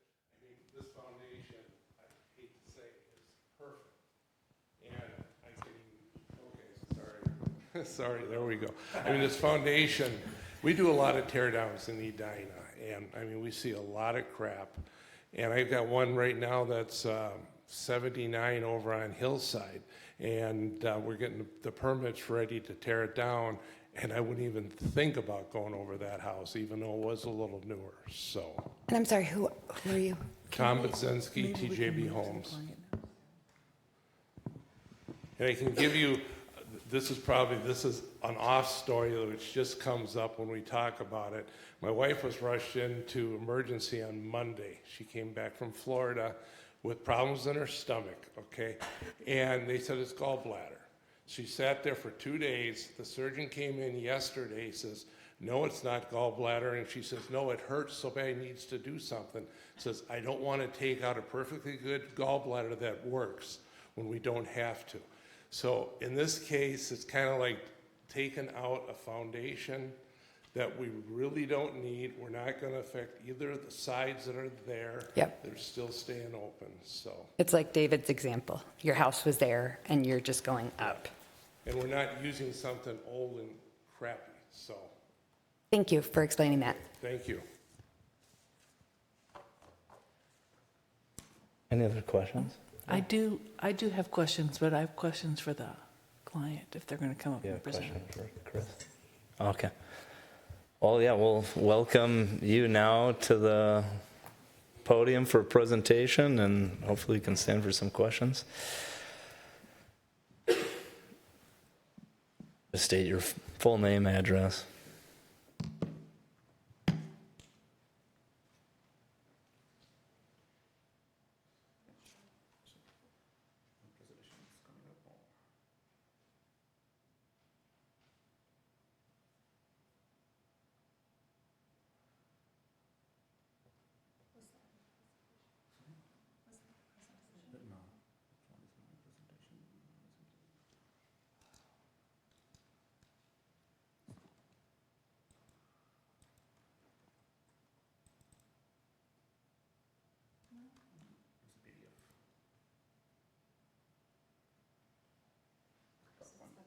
First one.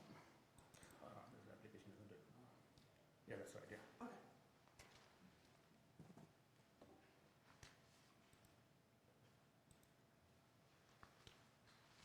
Okay. All right, so.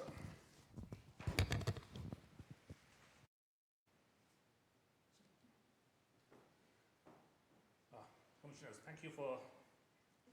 Yeah. Thank you for giving me an opportunity to speak. I'm Nelson Sequeira, the homeowner of 5416 Grove Street.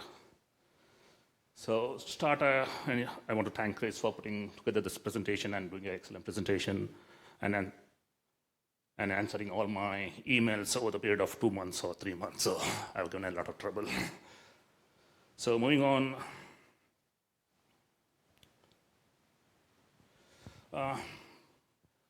Hope you had a chance to look at my presentation, or still, I don't know. So I'll move on to the next slide. So 2 topics I want to speak. One is the side yard setback, and I put some pictures together how they look on the west side. So the setback is the distance between the adjacent property is 15.5 feet, and to the east side, which is the distance between property is 20.5 feet. So I would say there's enough spacing between the adjacent homes. So we have similar homes in this block which have non-conforming setbacks. And on the west side, where we have where the existing garage is now, we are not building on top of it. We are going to retain it. It's only the walls which are going to go off. And to add, and the adjacent neighbors are also put here for project, and they want this project to be done. Second thing I want to touch upon is the reason for using the existing foundation. So the existing foundation is pretty solid. So the main advantage right now is the 10 feet high basement. And we don't see this in a typical old home. So that's the only reason why we want to retain this foundation. So tearing down this project would I would say that the wall, you see, as shown in the presentation, the red walls have to be torn down. So those are like 10 feet high concrete blocks which are reinforced with steel. So those have to be taken down, hauled away, and the foundation has to be apart, which I think is not a thing we should be looking at. So the foundation is around 175 linear feet, so that's a lot of work.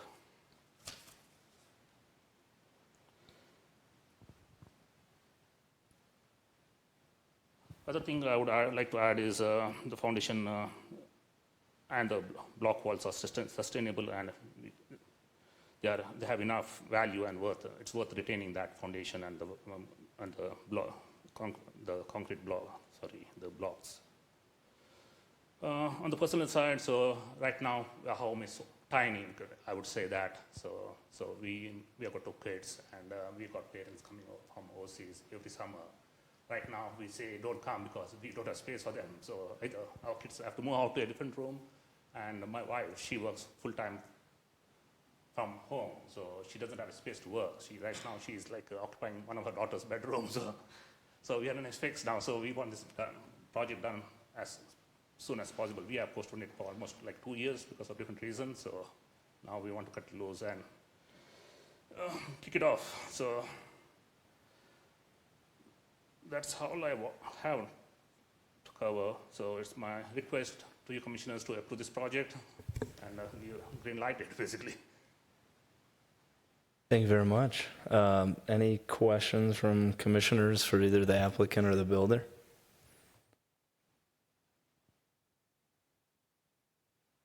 Nothing? Okay. Well, thank you. Thank you very much. Oh. We're just waiting for someone to break. Yeah, real quick. I can start. I just have a couple quick factual questions. So we've heard a lot about spancrete today, which is something I've never heard about before. That's the floor of the garage, is that right? Yes, yeah. So right now the garage is sitting on concrete planks, so they're like 24 feet wide. Okay. So they're precast. Okay.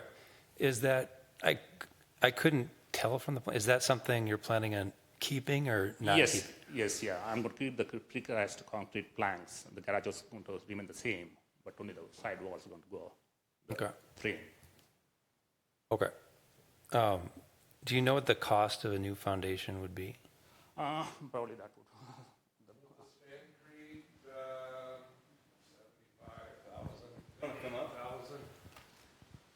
With the spancrete, it's probably 75, 80 grand, which is also your cement, your cement floors and your basement and everything, so. And what would that be as a percentage of the overall construction cost? Probably 10% to 12%. It's large. But we're doing everything, like I say, stripping down to the blocks. It's all new home.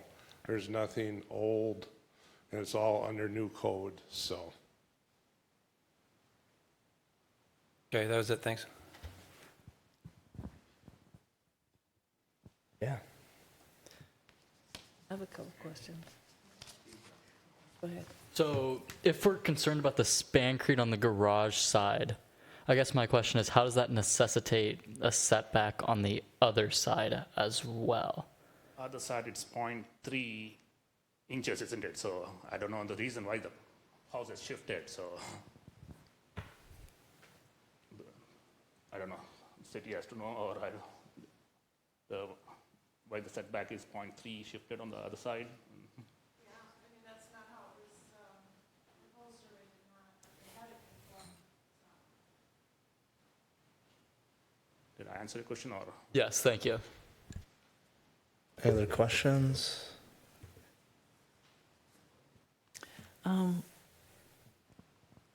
Yeah, so the garage is on the west side of the house or the east side? West side of the house. The garage is on the west side of the house, and says on the west side. So that garage on the west side of the house is essentially going to stay a one-story.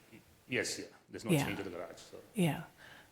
So that portion of the house, which is closer to the lot line or closer to your neighbor, is going to stay one story. And a two-story structure is twice the volume of a one-story structure. So I think on that other side, the west side, there's a two-story wall, but that's close to the existing. That's just 3 inches away from what would be considered a regular setback.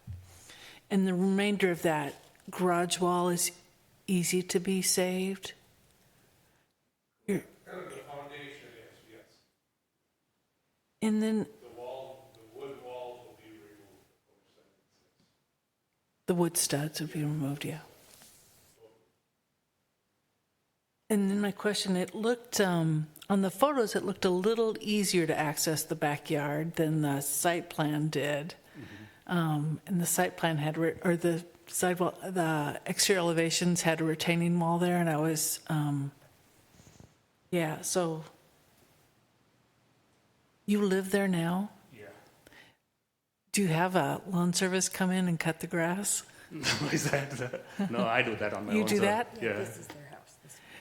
Yes. This is the one. So you roll the lawnmower down the... Down the, yeah. Okay. Thing is, we've got a workshop below the garage, so you can Do you use have that one? to access the garage below the garage. Well, I noticed your neighbors have the same speedway down to the backyard. Okay. That's the extent of my questions. Thank you. Thank you very much. Yep, you got it. Okay, so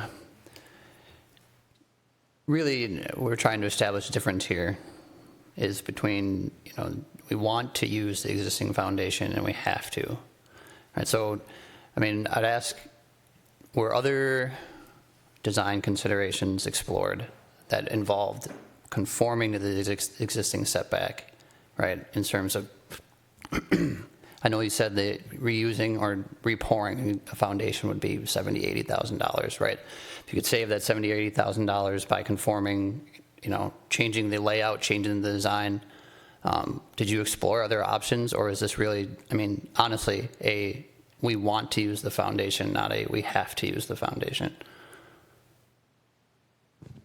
Sort of, yeah, we explored different options. So this would be the most optimal use of what we have currently.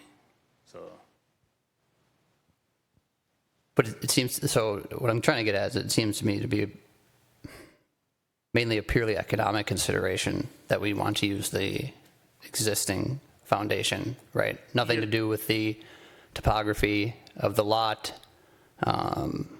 really any physical characteristics of this particular lot. It's just we want to use the existing. That's one of the main considerations. So. Okay. That's all I got for right now. All right. Time for a public hearing. Thank you. Thank you. All right, as mentioned, if you are tuning in, please call 312-535-8110. It's going to be on the screen. And enter access code 2634-593-3835. The password is 5454. Press star 3 on your telephone keypad when you'd like to get in the queue to speak, which is now. We'll give you a minute or two, and in the meantime, we'll welcome anyone who is here in person to come up to a podium. You have 3 minutes to speak. State your full name, address. When it turns red, your time's up, and we'll let you know. Anyone here that would like to testify? Seeing none, we'll turn it back to see who's in the virtual waiting room. There is nobody in the virtual waiting room. I will start a timer for 1 minute. Thank you.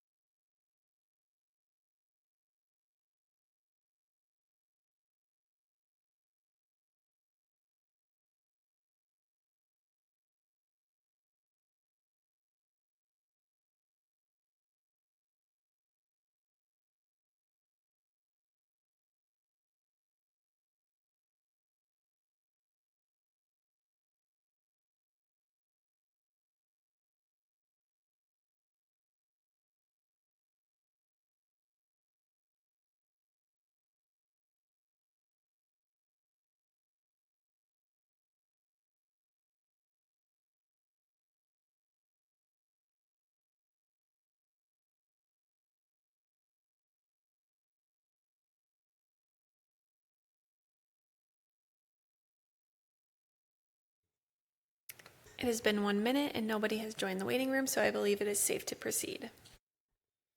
All right, do we have a motion to close the public hearing? I move to close the public hearing. Second. All in favor, say aye. Aye. Aye. So move. The public hearing is closed. I'd like to note, as Planner Ockford mentioned, we did have feedback through our engagement website, bettertogether.org. Most of it was positive in support of the project. Turn it over to planning commissioners to deliberate. Got any questions, comments, thoughts you'd like to share about this? Now's the time. Could just go down the line. Yep. I'm supportive. I'm satisfied with a practical difficulty being the location of the existing reusable non-conforming foundation. I think Commissioner Day hinted at a really interesting question just a few minutes ago, is whether it's a want or a need.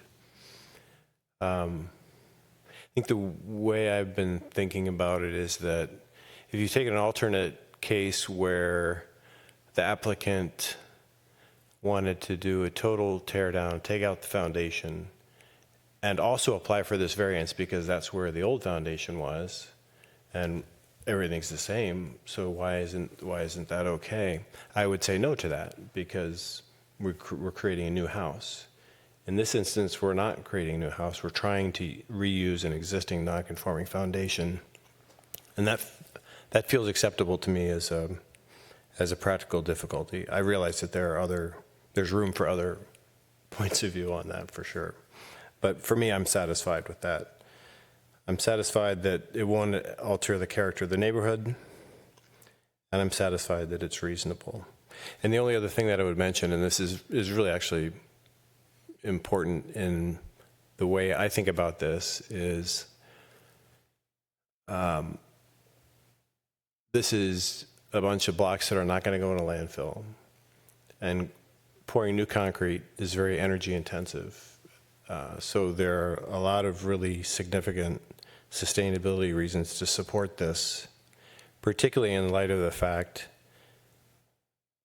that what we're talking about is 4 inches on one side and 2.8 feet on the other, with unanimous neighborhood support. So there doesn't seem to be a whole lot of downside counterweight to the upside in this.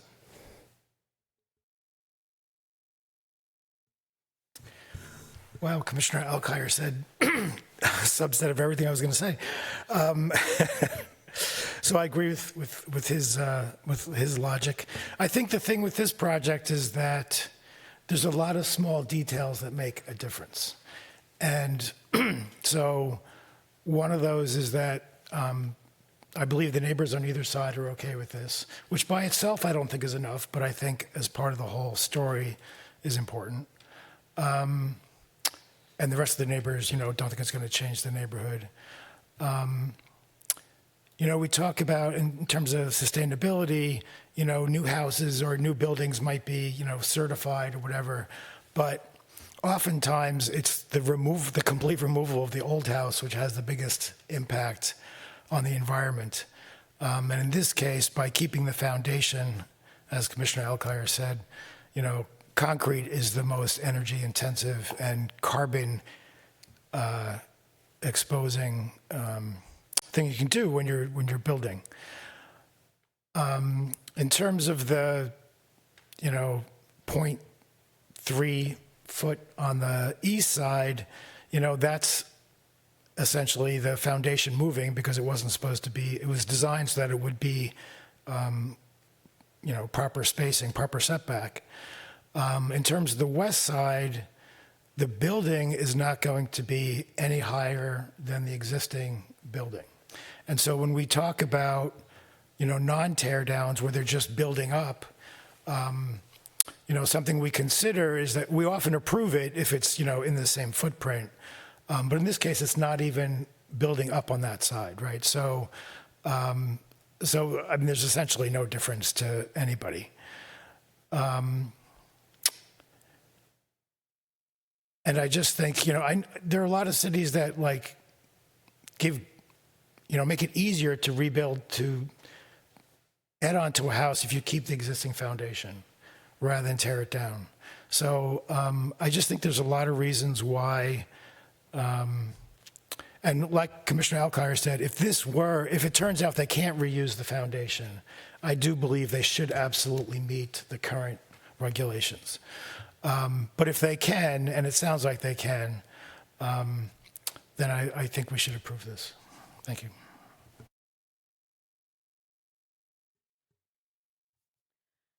So the case for denial is upon removal of the basement, there is no practical difficulty. And I think that's the operative part of the variance request here. And the reason that I support approval is because removal of the basement is a practical difficulty. And I think $80,000 at 10% of the cost of a renovation, or new house, whatever you want to call it, if staff is deemed to determine that it is a new house, is the cost is a practical difficulty, and more than that, as to what Commissioner Alcar and Commissioner Miranda said, the sustainability, the idea of getting rid of something that is perfectly good and in fine shape and will likely last another 40 years because it's 3 inches short is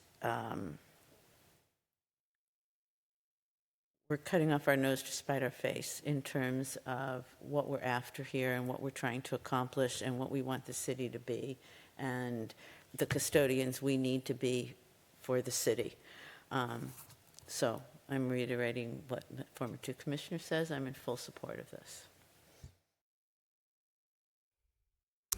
Yeah, I think I would agree with a lot of my fellow commissioners' points. I'm not going to belabor a lot of it here, but I think sustainability was really important for me. You know, having to rip out everything and pour new concrete is not so great for the environment.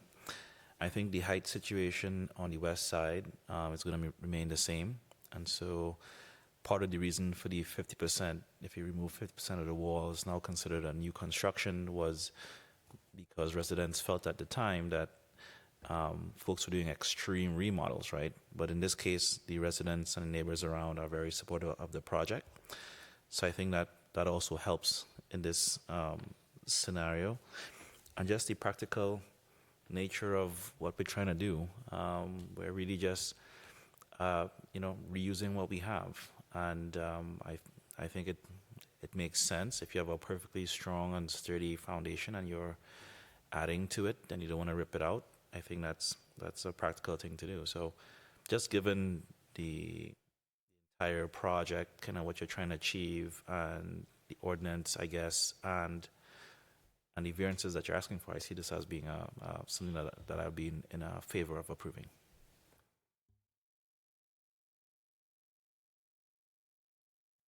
I mean, yeah, I kind of agree with what everyone else is pretty much saying. I think it's more of an effort to make it sustainable, and if it works, it's fine, and it's just making the house newer and remodeling it.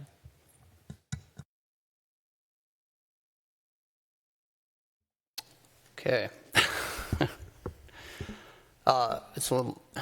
Before I begin, let me start out by saying that, right, these are the worst kinds of things for us to review, honestly, as a planning commission. Like a variance request that seems pretty trivial for a homeowner. I didn't leave work today giddy at the chance to come and potentially deny a homeowner of a chance to reuse their foundation, right? That's not what it's not what we're about, right?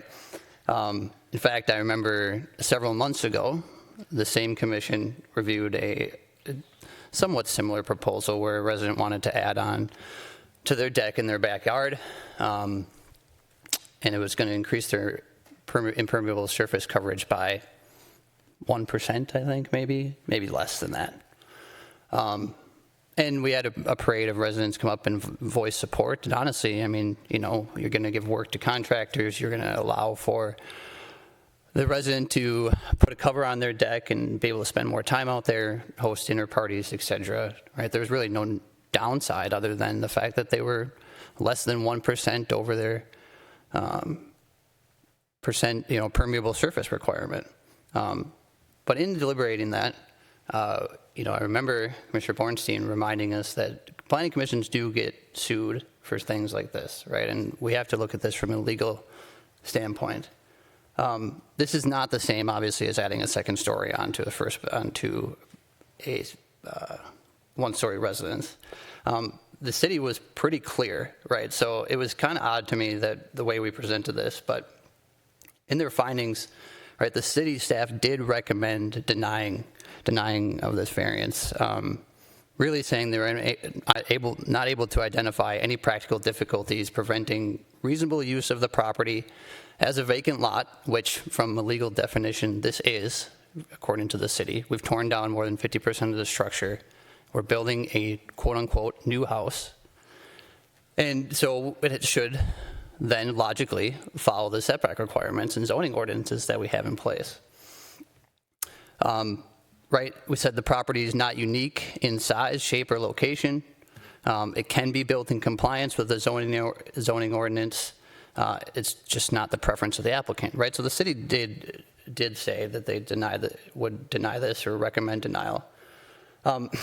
Now, you catch on to the overall feeling of the room, and really what I got from the staff tonight was that nobody wants to deny this variance, but we can't find sufficient findings of fact to say that we allow it to go through, right? And so we tried to expound on what the practical difficulty is, and if I were a lawyer and I were going to sue the planning commission, I would say, well, so far we've said that we don't want to send concrete to the landfill, even though we're tearing down the entire house and sending all the insulation and every other building materials to the landfill.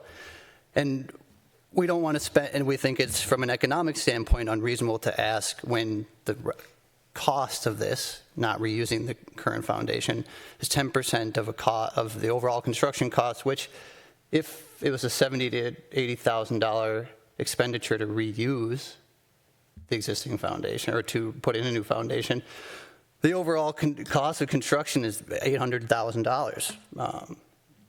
So, I mean, so I said we don't want to spend $70,000 to $80,000 for an $800,000 new house, and we don't want to send concrete to the landfill, and therefore that's practical difficulty enough. I have to say I don't think that's a good enough reason. I don't think that's what meets practical difficulty. Again, there's nothing unique to this lot in its size, its shape, or location that says it can't be built. I know it's an inconvenience. I know we don't want to do it.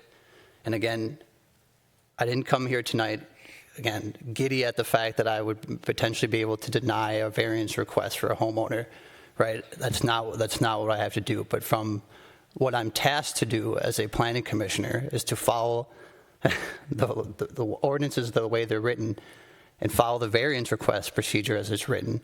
And if I go back to the training that we had, from the gentleman, I can't remember his name, John Charlo, right? To me, John Charlo would say, I don't understand. This is pretty easy. This wouldn't meet our practical difficulty requirements, and really the considerations here are economic, except for maybe putting some concrete in the landfill. So I don't understand how we could deny unanimously the deck request from a legal standpoint and then somehow justify this one at the same time.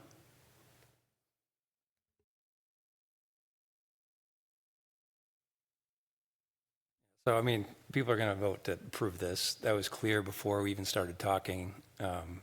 Staff recommended deny it, but wants us to approve it. That was kind of implied. You guys know I don't kind of really waffle too much, the peer pressure.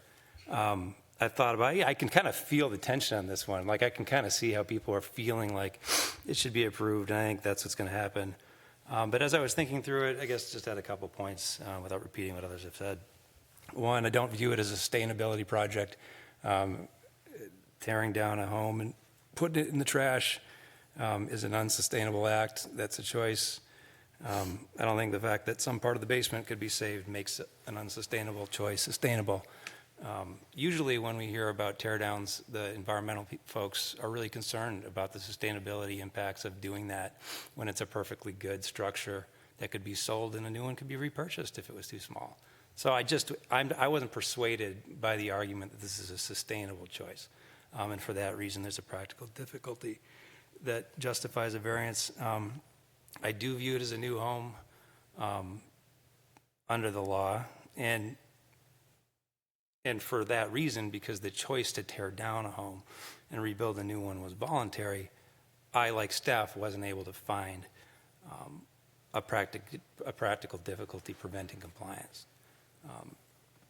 As much as I kind of understand the desire to keep the foundation. So for those two reasons, I think I'm going to lean towards no.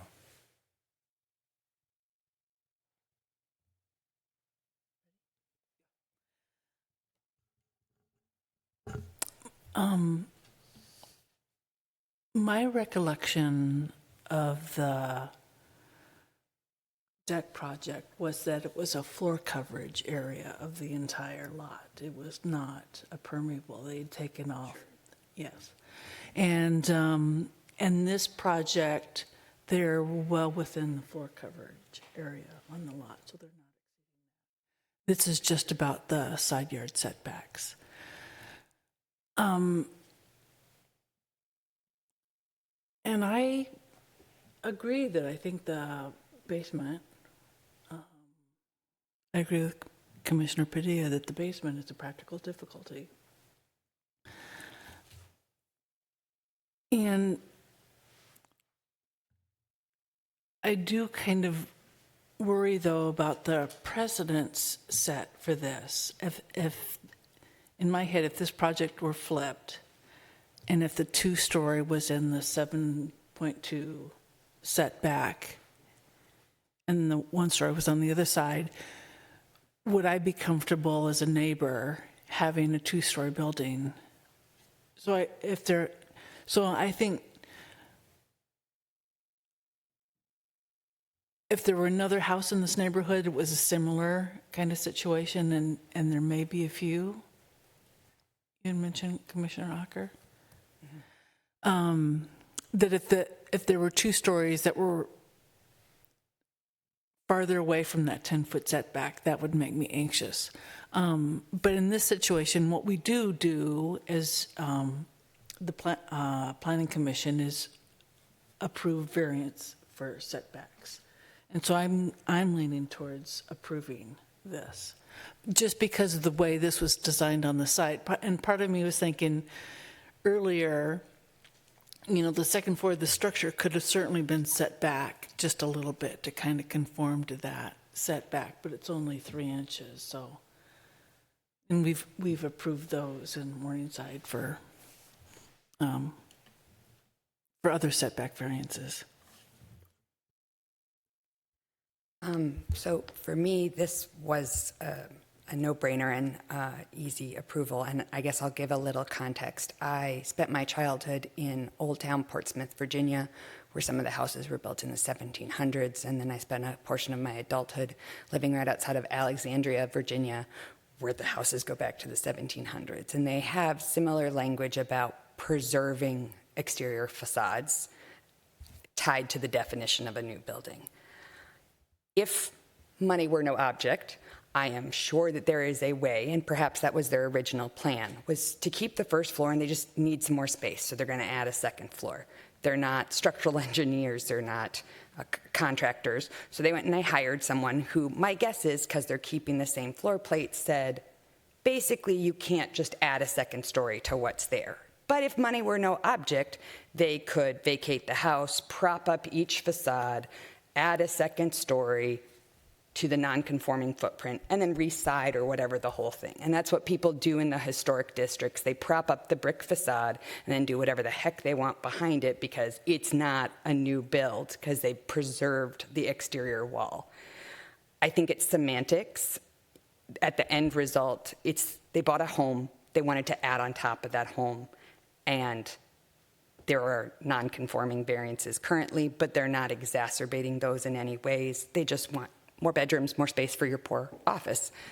To me, how they get there most cost effectively is not my job to decide, but I do feel like a 10% project increase to do something that doesn't get us to a different result seems burdensome of the city for no particular end result. There is a way to do exactly what they want if money were no object and not have it considered a new build.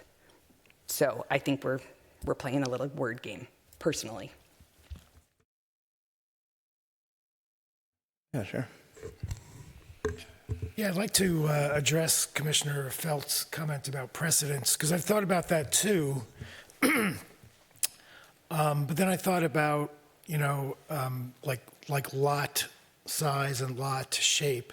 So a lot that's triangular or a lot that's at the end of a block, a corner lot, especially in Morningside in our neighborhood, it's very hard to build on by current city rules. So, but the thing is, not any corner lot and not any triangular lot gets a variance, right? If it's large enough for whatever reason, it has to be a corner lot or a triangular lot that causes an actual, difficulty. And I think in this case, the foundation, and again, as Commissioner Hanneman said, what are we getting for like completely tearing this down and completely redoing it? We're getting 4 inches or whatever, because the one side of the building isn't changing in height at all. So, and if they did add to it, they would have to come back to us, and then we could deny it, because then it would be taller. So for all those reasons, I think precedent isn't something very simple, it's something complicated. That's why I said before that there's a lot of little details about this that make me want to vote the way that I do. And as Commissioner Alkire said, if they do not end up reusing the foundation, then my opinion changes completely. So. All right. So clearly we have a split in opinion here, and I think that alone illustrates the need to revisit this particular regulation that's put upon our residents, because I think we all would agree we want to encourage the reuse of something that could be reused, right? I mean, and I can see where city staff, by law and by the setbacks set forth, like they can't support this by law. But in a variance and anything else, we do have discretion. That is the tool we can use here. And at least the discretion I see can support this. One, the use is reasonable.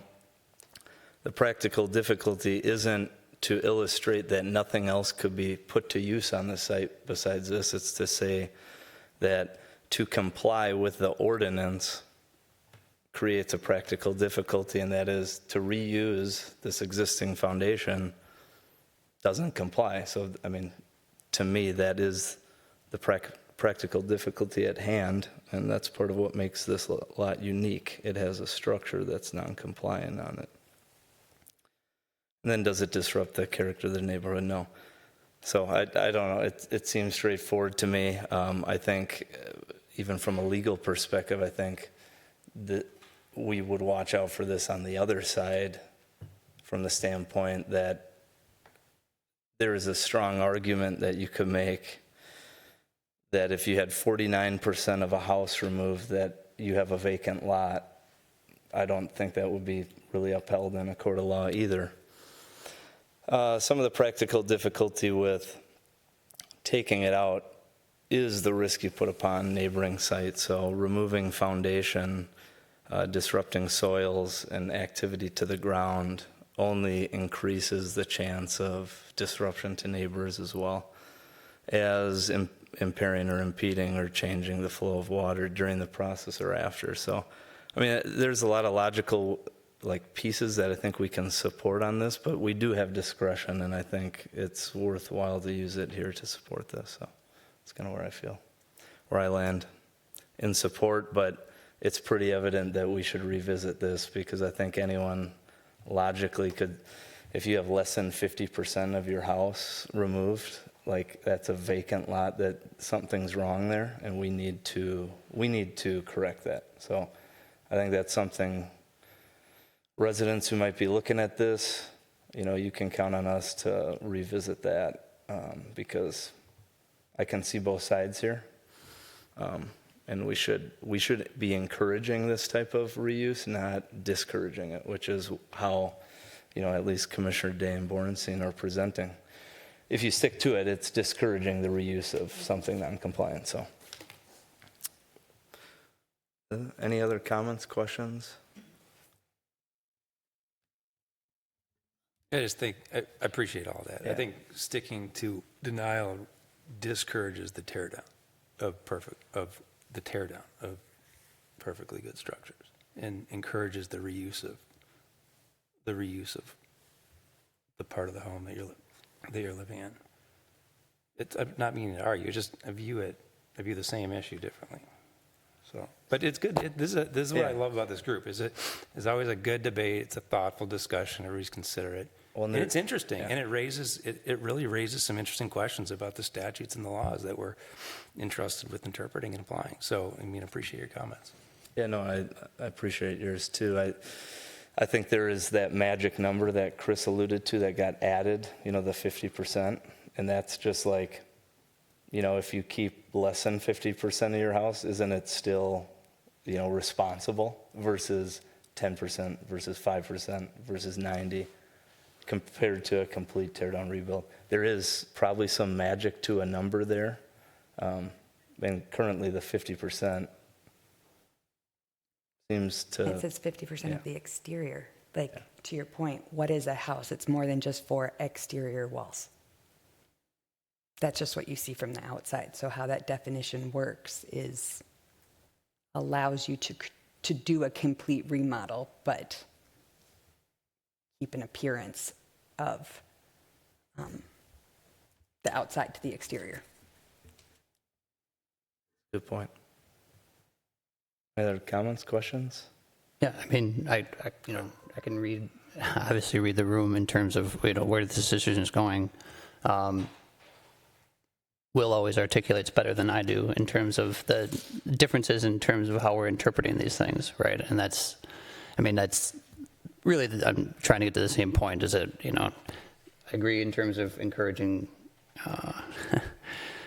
tear downs and just semantics, but semantics are interpreted differently by everybody else, by everyone. As I was preparing for this, I tried to look and see if we had precedents in Edina, and there really wasn't much, but I did come across something in Minneapolis where a house had actually burnt to the ground, to the foundation, and they requested to rebuild on that existing foundation, and basically continue non-conforming setback requirements, and they were denied.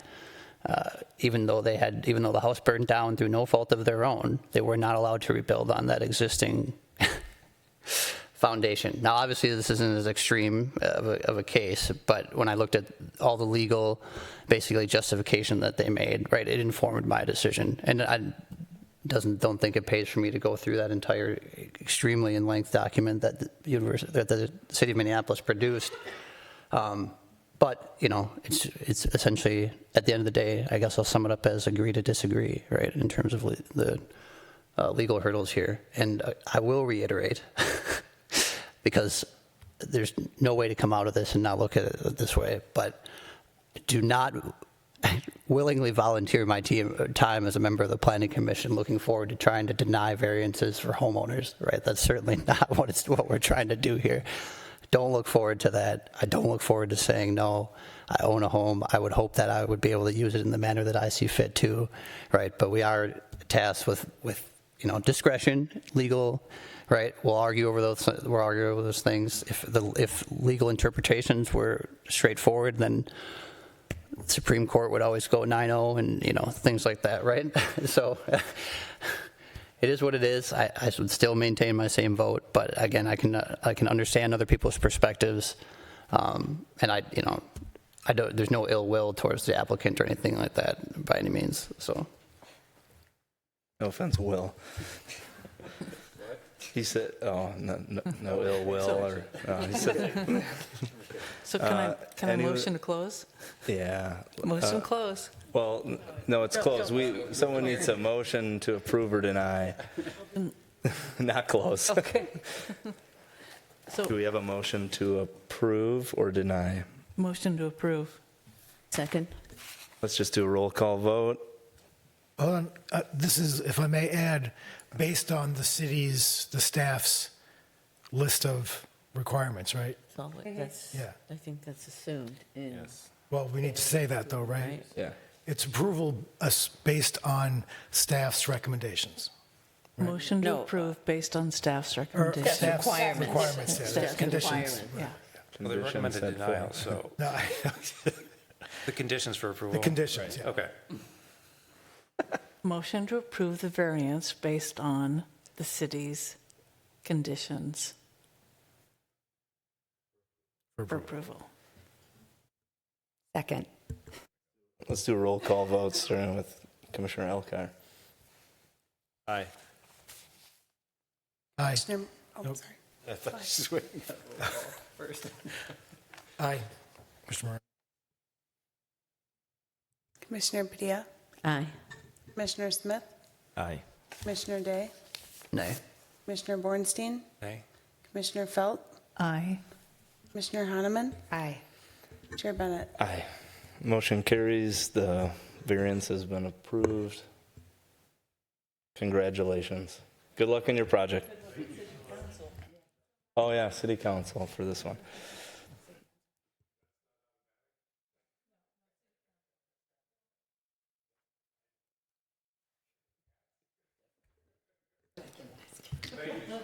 Thank you. All right, move into reports and recommendations. This is a new one to me.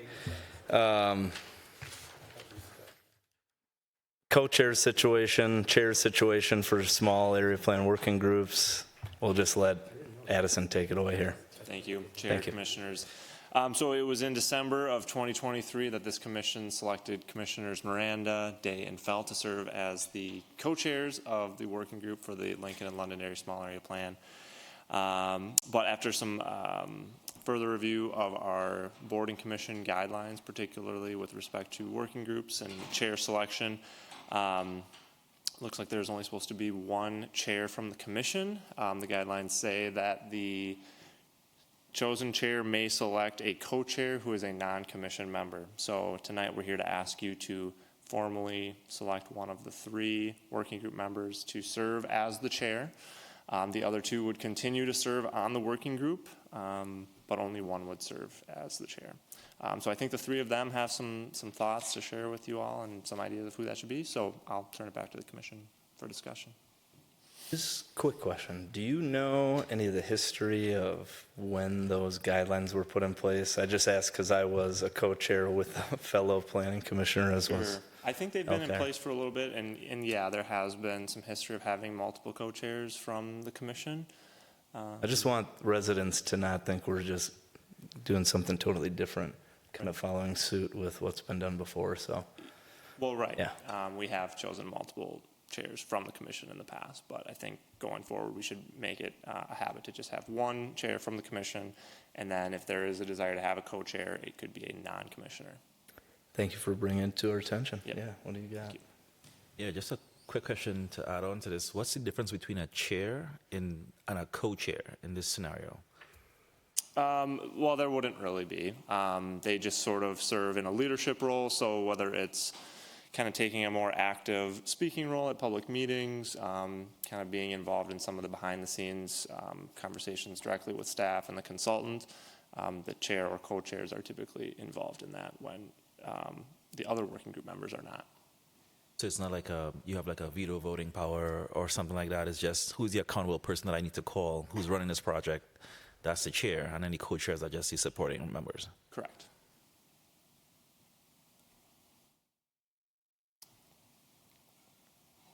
Any other questions here, or do we want to just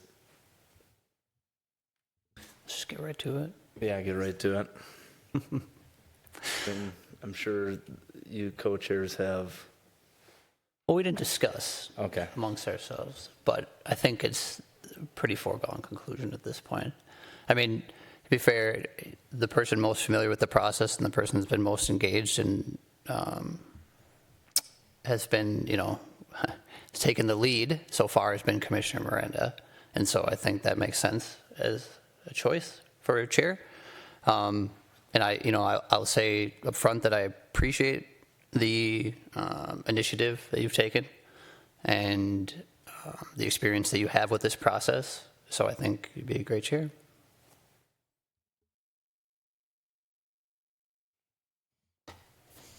Addison and I talked about this the other day. I actually think it's a gift not to be chair. So I'm happy to be part of the working group and, learn a lot about the process.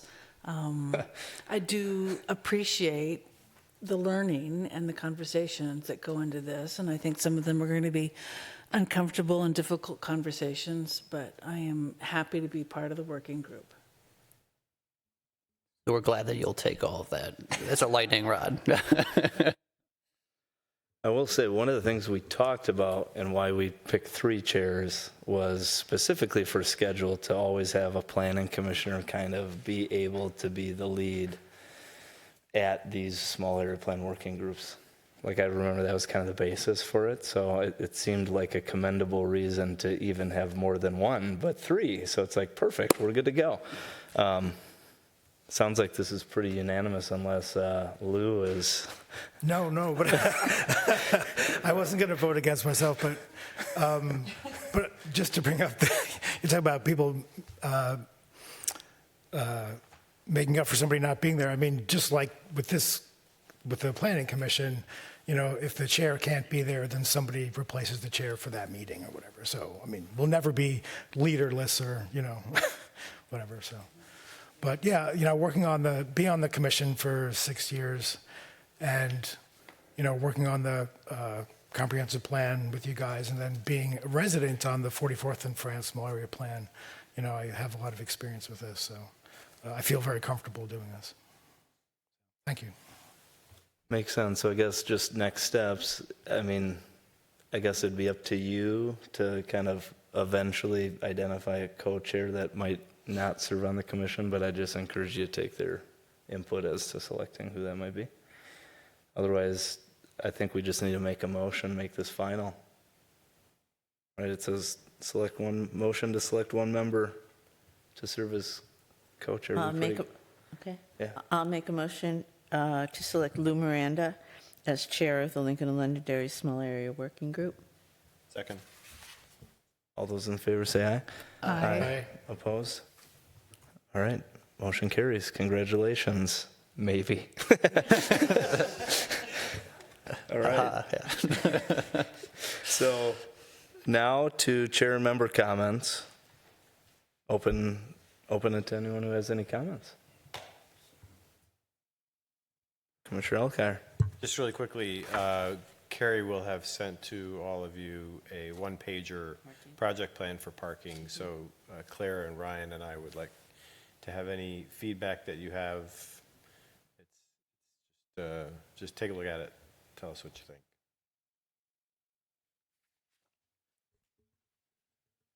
And then I suppose another status item is the areas of potential change committee that we have. And we had our 4th and final in-person meeting yesterday, actually.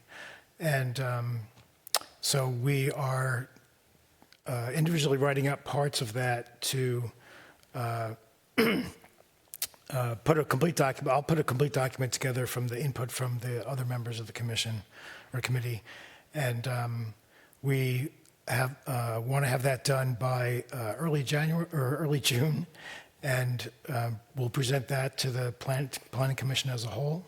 And then once it's approved or modified or whatever, then probably a month later we'll submit it to the City Council. So we're thinking July to present it to the Planning Commission and August to present it to the City Council. Thank you. Commissioner Smith? Yeah, just 2 quick points, really. I just want to give, I went out to the Edina.org, edinamn.gov, site, and saw some really good content about ADUs. I think it's a great page, so thank you, Addison, for putting up that content, and the team for building that out. It looks really nice. I still think, though, we need to think about how do we, maybe have some more forums for residents to engage and learn more about it. I think the content is there, but, maybe we should do some educational things. So I'll set up some time with Director Teague and Planner Addison to just brainstorm through some options of what can we do practically that would help residents even learn more about it. I know some folks in my neighborhood have been asking questions and was curious, but I just want to think about how could we pull them in more. That's the first one. I think on the second one, at the end of our last discussion, some really good, insightful ideas. I love the collaboration that we have. And I think, every time we have these meetings, right, where a variance comes, when I think about the role of the city, right, the city is looking at what's the law say and check the boxes if you make it or if you don't make it, and then they make their decision. Then residents, they want to roll the dice, right? They want to say, you know what, I'm going to take it to the Planning Commission to see if I can get a variance on this thing. And depending on the makeup of this body and and how we view the world, right? We may either come out with like a split decision or a consensus on something, right? And I think, residents have to kind of like understand what commission they have now, what are the odds of their variance passing based on how we look at the world, right? And I think we've already kind of seen a little bit how some of us think about variances, right? We want to stick close to it, and others a little bit more flexible. And so residents have to kind of balance that when they bring their ideas forward, right? All that is to say, I think that's how the process is supposed to work. I think a commission like ours, we do have the ability to not just look at what the laws say, but factoring all these other things that we're trying to achieve and then come up with a response that's helpful, right? So it's not always going to be follow the books, that's what you do. It's going to be, okay, tell me more. Tell me more about what you're trying to achieve. What are we trying to, what's the difficulty here? So I think that's just kind of how this body is supposed to work.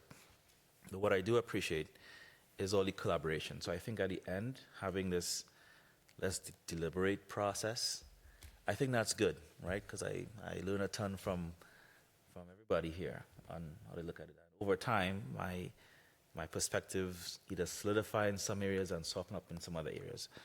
And so I think it's just a good process, and I think we're doing what we're supposed to.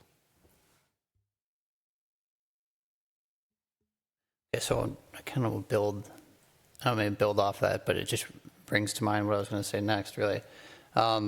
So I attended the city council meeting last night, which is I do every once in a while just to kind of get a lay of the land and see how those things proceed. Plus, to be honest, we always get a lot more resident feedback in city council meetings than we do in planning commission meetings. So it's always interesting to hear what the community has to say. Unfortunately, one part of what we had last night, which I don't know if anybody watched the city council meeting, but there was a contentious back and forth exchange around the Hankerson development. And it kind of dovetailed, and there was a resident that was very frustrated with the zoning code. And somewhat, I'll say, unfairly verbally attacked Carrie Teague. And the point made, sorry, I don't mean to laugh, but you call it, Carrie Teague's zoning ordinances or zoning code, right? And the mayor was well to remind the resident that the zoning code is not owned by Carrie Teague; it's owned by the city of Edina, right? And it's informed by many more people than Carrie Teague. It's informed by the Edina city staff. It's informed by the people, on this commission. And I see this sometimes, and so I never really respond, but I see it on different forums, right, that city council packs the planning commission with a bunch of like-minded individuals that are trying to work towards a certain goal. If you watch our variance discussion tonight, you can see that we don't necessarily agree on everything. We have a very, very, very diverse set of opinions, right, that work to formulate these things. We all come from very different backgrounds, just really different life experiences, different professions, etc. So the way that we enforce zoning here isn't owned by any one person, right? And I think it pays to just obviously seeing that last night was a little jarring, and it's good to remind again our residents that input isn't just from one city staff member. It's residents of the community. It's us. It's the mayor. It's the rest of the city council. Right? We're all part of this discussion, and we all have very, very different opinions on a lot of different things. Right? So we're not systematically working to frustrate residents or destroy any one part of Edina. So, anyways, there's that. Other two things. So both, I just thought, two other things that stood out to me last night was that they proclaimed both National Police Week and National Public Works Week. So two really vital services in the city of Edina that I'm extremely thankful for. And, I think don't maybe get enough. A week isn't really enough to commemorate these people. Public Works, man, you really take for granted sometimes. You just turn your faucet on, you get clean water, right? Or if a pipe breaks and freezes in the middle of winter, they come and fix it immediately. So, very grateful to them, very grateful to our police, even if they've pulled me over for an expired tab once. they're still they still really appreciate the work that they do. And part of their proclamation, was pretty jarring. And as far as the police week goes, we talked about the number of assaults against law enforcement officers and the fact that, unfortunately, 282 new names were added to the Fallen Heroes National Law Enforcement Memorial this spring. So it's, it can sometimes be a thankless job. It's certainly risks not going home to your family at night. And so I'm glad that they're getting recognition at least for that week, along with our public works. So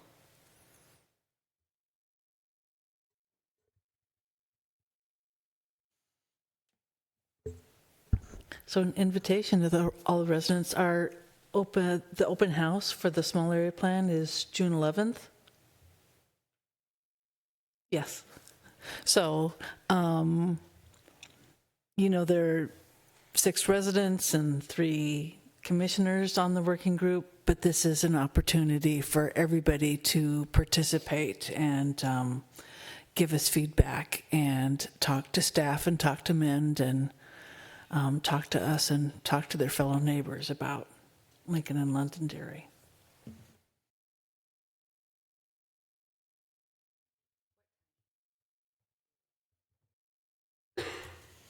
What time is it?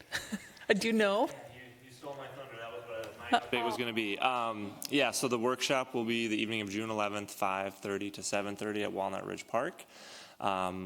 We will ask people to RSVP. We should have a option to RSVP on the Better Together page up tomorrow. Again, bettertogether.edina.org. And if you go to all projects, look for Lincoln and Londonderry Small Area Plan, and you'll find it.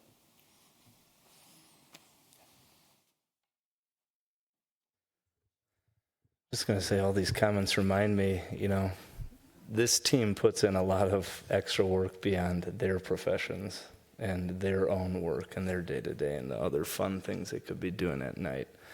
So thank you to everyone here for your service. I mean, it's incredible, the things that we can do together and the changes that we have made. For instance, since our last meeting, you talked about ADUs that did get approved. So there's good changes that are happening, and it's all because of, your service as well as, the input from the residents to get us kind of better aligned toward a better future. So as you're saying all that, I'm like, man, it is incredible the team we have up here, truly. So thank you. I was just going to echo, whether you're approving something or denying something, none of us show up to disagree intentionally, not either with each other or the residents, and so that does take a lot from us. And so I just wanted to recognize that. Not only are we volunteering, we're volunteering to make some tough conversations. Great point. Staff comments? Head shakes like that. All right, last step, adjournment. Motion to adjourn? Second. All those in favor say aye. Aye. So moved. Meeting has been adjourned. Woohoo! Oh, man.